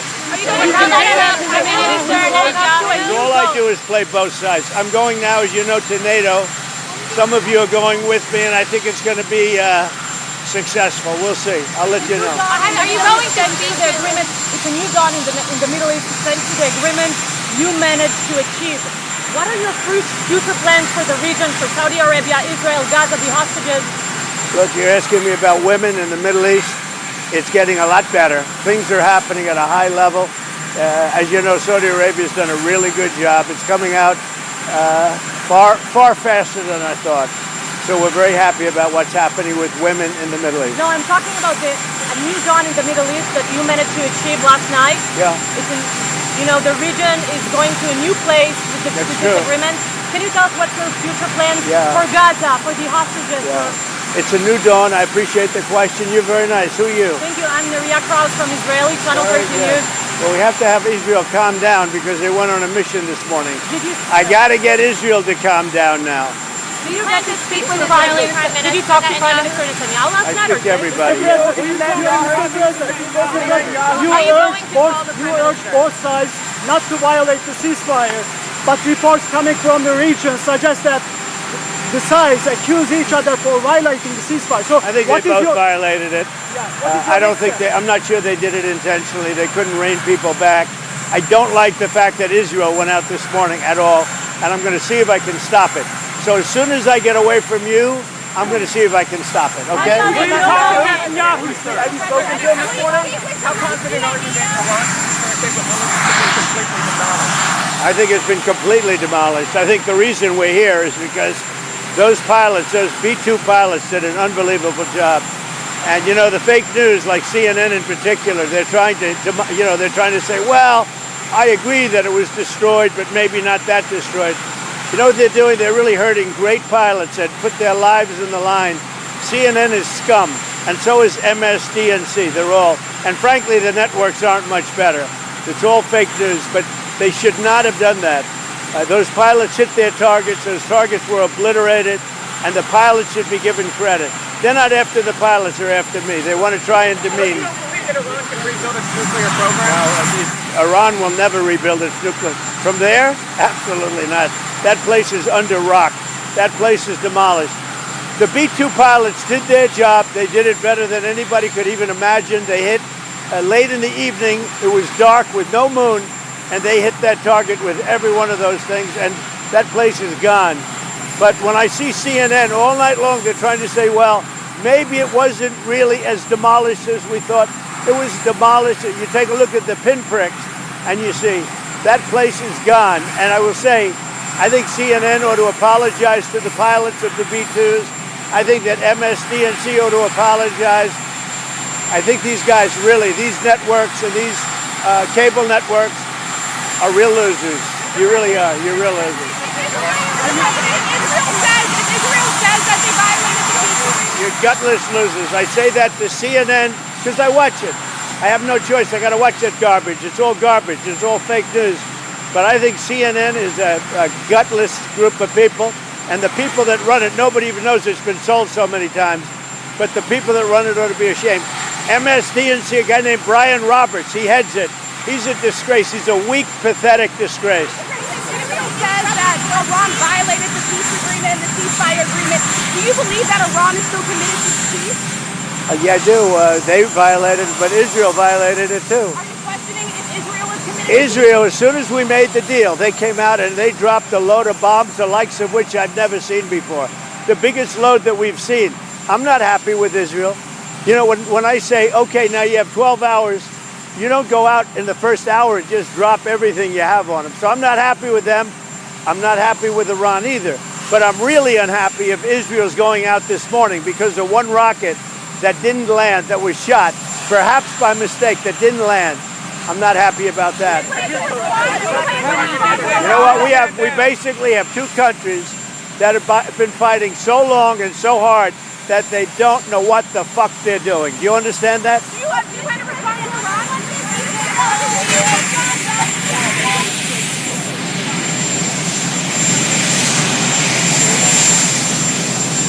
So there you heard US President Donald Trump there in conversation with the reporters before his departure to NATO summit, and clearly very irked by the violation of the ceasefire. He said that both Israel and Iran violated the ceasefire, noted that he is not pleased that Israel announced that it would attack Iran after accepting the ceasefire. And most importantly, this was the first statement after the global embarrassment on Iran-Israel ceasefire. In fact, remember, he is the one who declared that there would be a ceasefire. And after that, we saw how Iran fired missiles at Israel. Several buildings were damaged. 4 people have lost their life. IDF has claimed that ceasefire has been violated by Iran. Iran has, on the other hand, denied the claims that have come in from Israel. But Trump there, you can see he's leaving for the NATO summit, and he has said that he's not happy with both Iran as well as Israel, as both of them have violated the ceasefire. But most importantly, he said, and he has given a message to Israel, do not bomb Iran. If you bomb, it will be a serious violation of the ceasefire. Bring the pilots back home. Now, he said that he's not happy with Israel and Iran, before also adding that he's really, really unhappy with Israel. So this is as far as the conflict is concerned. He also went on to say that I'm going to see if I can stop it. So he's still going to try and convince the leaders of these two nations to stop the war. And but most importantly, he looked very agitated and irked after the violation of the ceasefire. There you can see on the screen Donald Trump leaving for the NATO summit, and before that he spoke to the reporters there, giving a clear message to Iran and Israel that they must stop the bombing. Have a look again at what he said.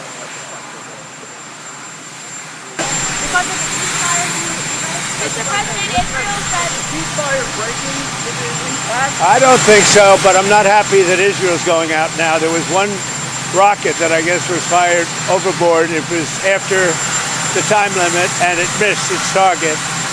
And now Israel's going out. These guys got to calm down. Ridiculous. How will you respond if the ceasefire is violated? I didn't like plenty of things I saw yesterday. I didn't like the fact that Israel unloaded right after we made the deal. They didn't have to unload. And I didn't like the fact that the retaliation was very strong. But in all fairness, Israel unloaded a lot. And now I hear Israel just went out because they felt it was violated by one rocket that didn't land anywhere. That's not what we want, I'll tell you. And I'm telling you, I'm not happy about that, Israel, either. All I do is play both sides. I'm going now, as you know, to NATO. Some of you are going with me, and I think it's going to be successful. We'll see. I'll let you know. Are you going to see the agreement? It's a new dawn in the Middle East thanks to the agreement you managed to achieve. What are your future plans for the region, for Saudi Arabia, Israel, Gaza, the hostages? Look, you're asking me about women in the Middle East. It's getting a lot better. Things are happening at a high level.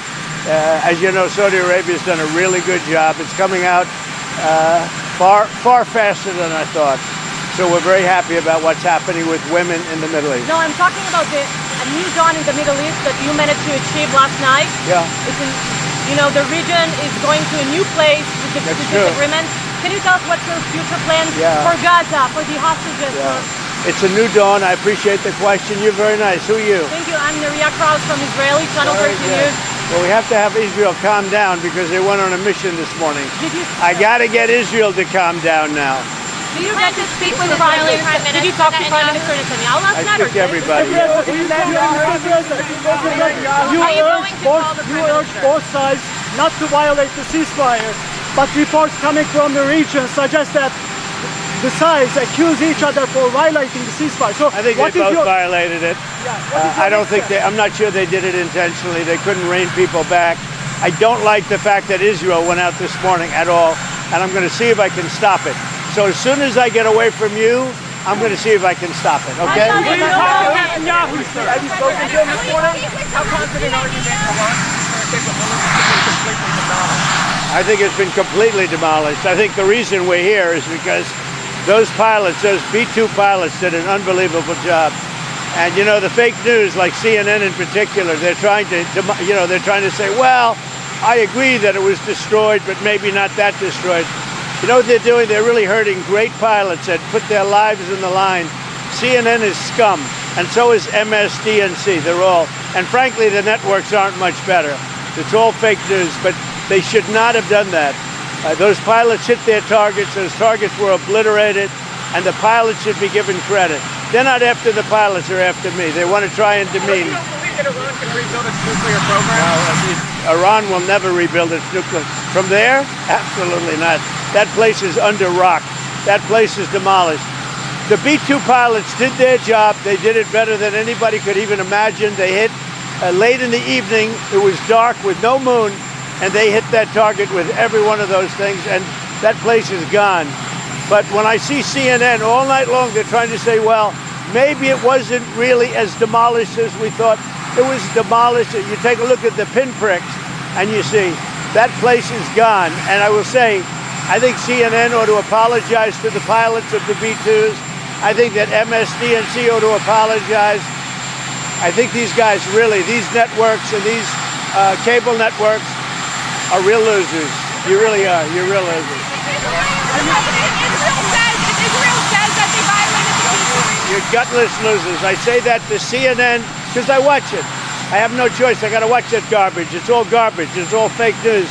But I think CNN is a gutless group of people. And the people that run it, nobody even knows it's been sold so many times. But the people that run it ought to be ashamed. MSDNC, a guy named Brian Roberts, he heads it. He's a disgrace. He's a weak, pathetic disgrace. Israel says that Iran violated the peace agreement and the ceasefire agreement. Do you believe that Iran is still committed to peace? Yeah, I do. They violated it, but Israel violated it too. Are you questioning if Israel is committed Israel, as soon as we made the deal, they came out and they dropped a load of bombs, the likes of which I've never seen before. The biggest load that we've seen. I'm not happy with Israel. You know, when I say, okay, now you have 12 hours, you don't go out in the first hour and just drop everything you have on them. So I'm not happy with them. I'm not happy with Iran either. But I'm really unhappy if Israel's going out this morning because of one rocket that didn't land, that was shot, perhaps by mistake, that didn't land. I'm not happy about that. You know what? We basically have two countries that have been fighting so long and so hard that they don't know what the fuck they're doing. Do you understand that? So you just heard Donald Trump there. On one hand, Israeli Defense Forces are saying that Iran has targeted them. Iran has denied it. Donald Trump right there saying that he's very angry with both the nations and will try and speak to them again. In fact, I'm joined by Akiva Spelgaman, who is the Media International Affairs consultant. Thank you so much for speaking to Republic TV. I want to ask you, Donald Trump there is saying that, he announced the ceasefire. After that, both the nations are not abiding by it. He's clearly very irked with this, and that is quite visible by the way he's speaking to the reporters right there. Would you agree? I agree. I think President Trump needs a reminder that Israel is not yet a 51st state. And this morning, 4 innocent civilians were killed during a bombarding that lasted about 2 hours from Iran. This is after a ceasefire was called. And so Israel has to react when its citizens are being shot down in that fashion.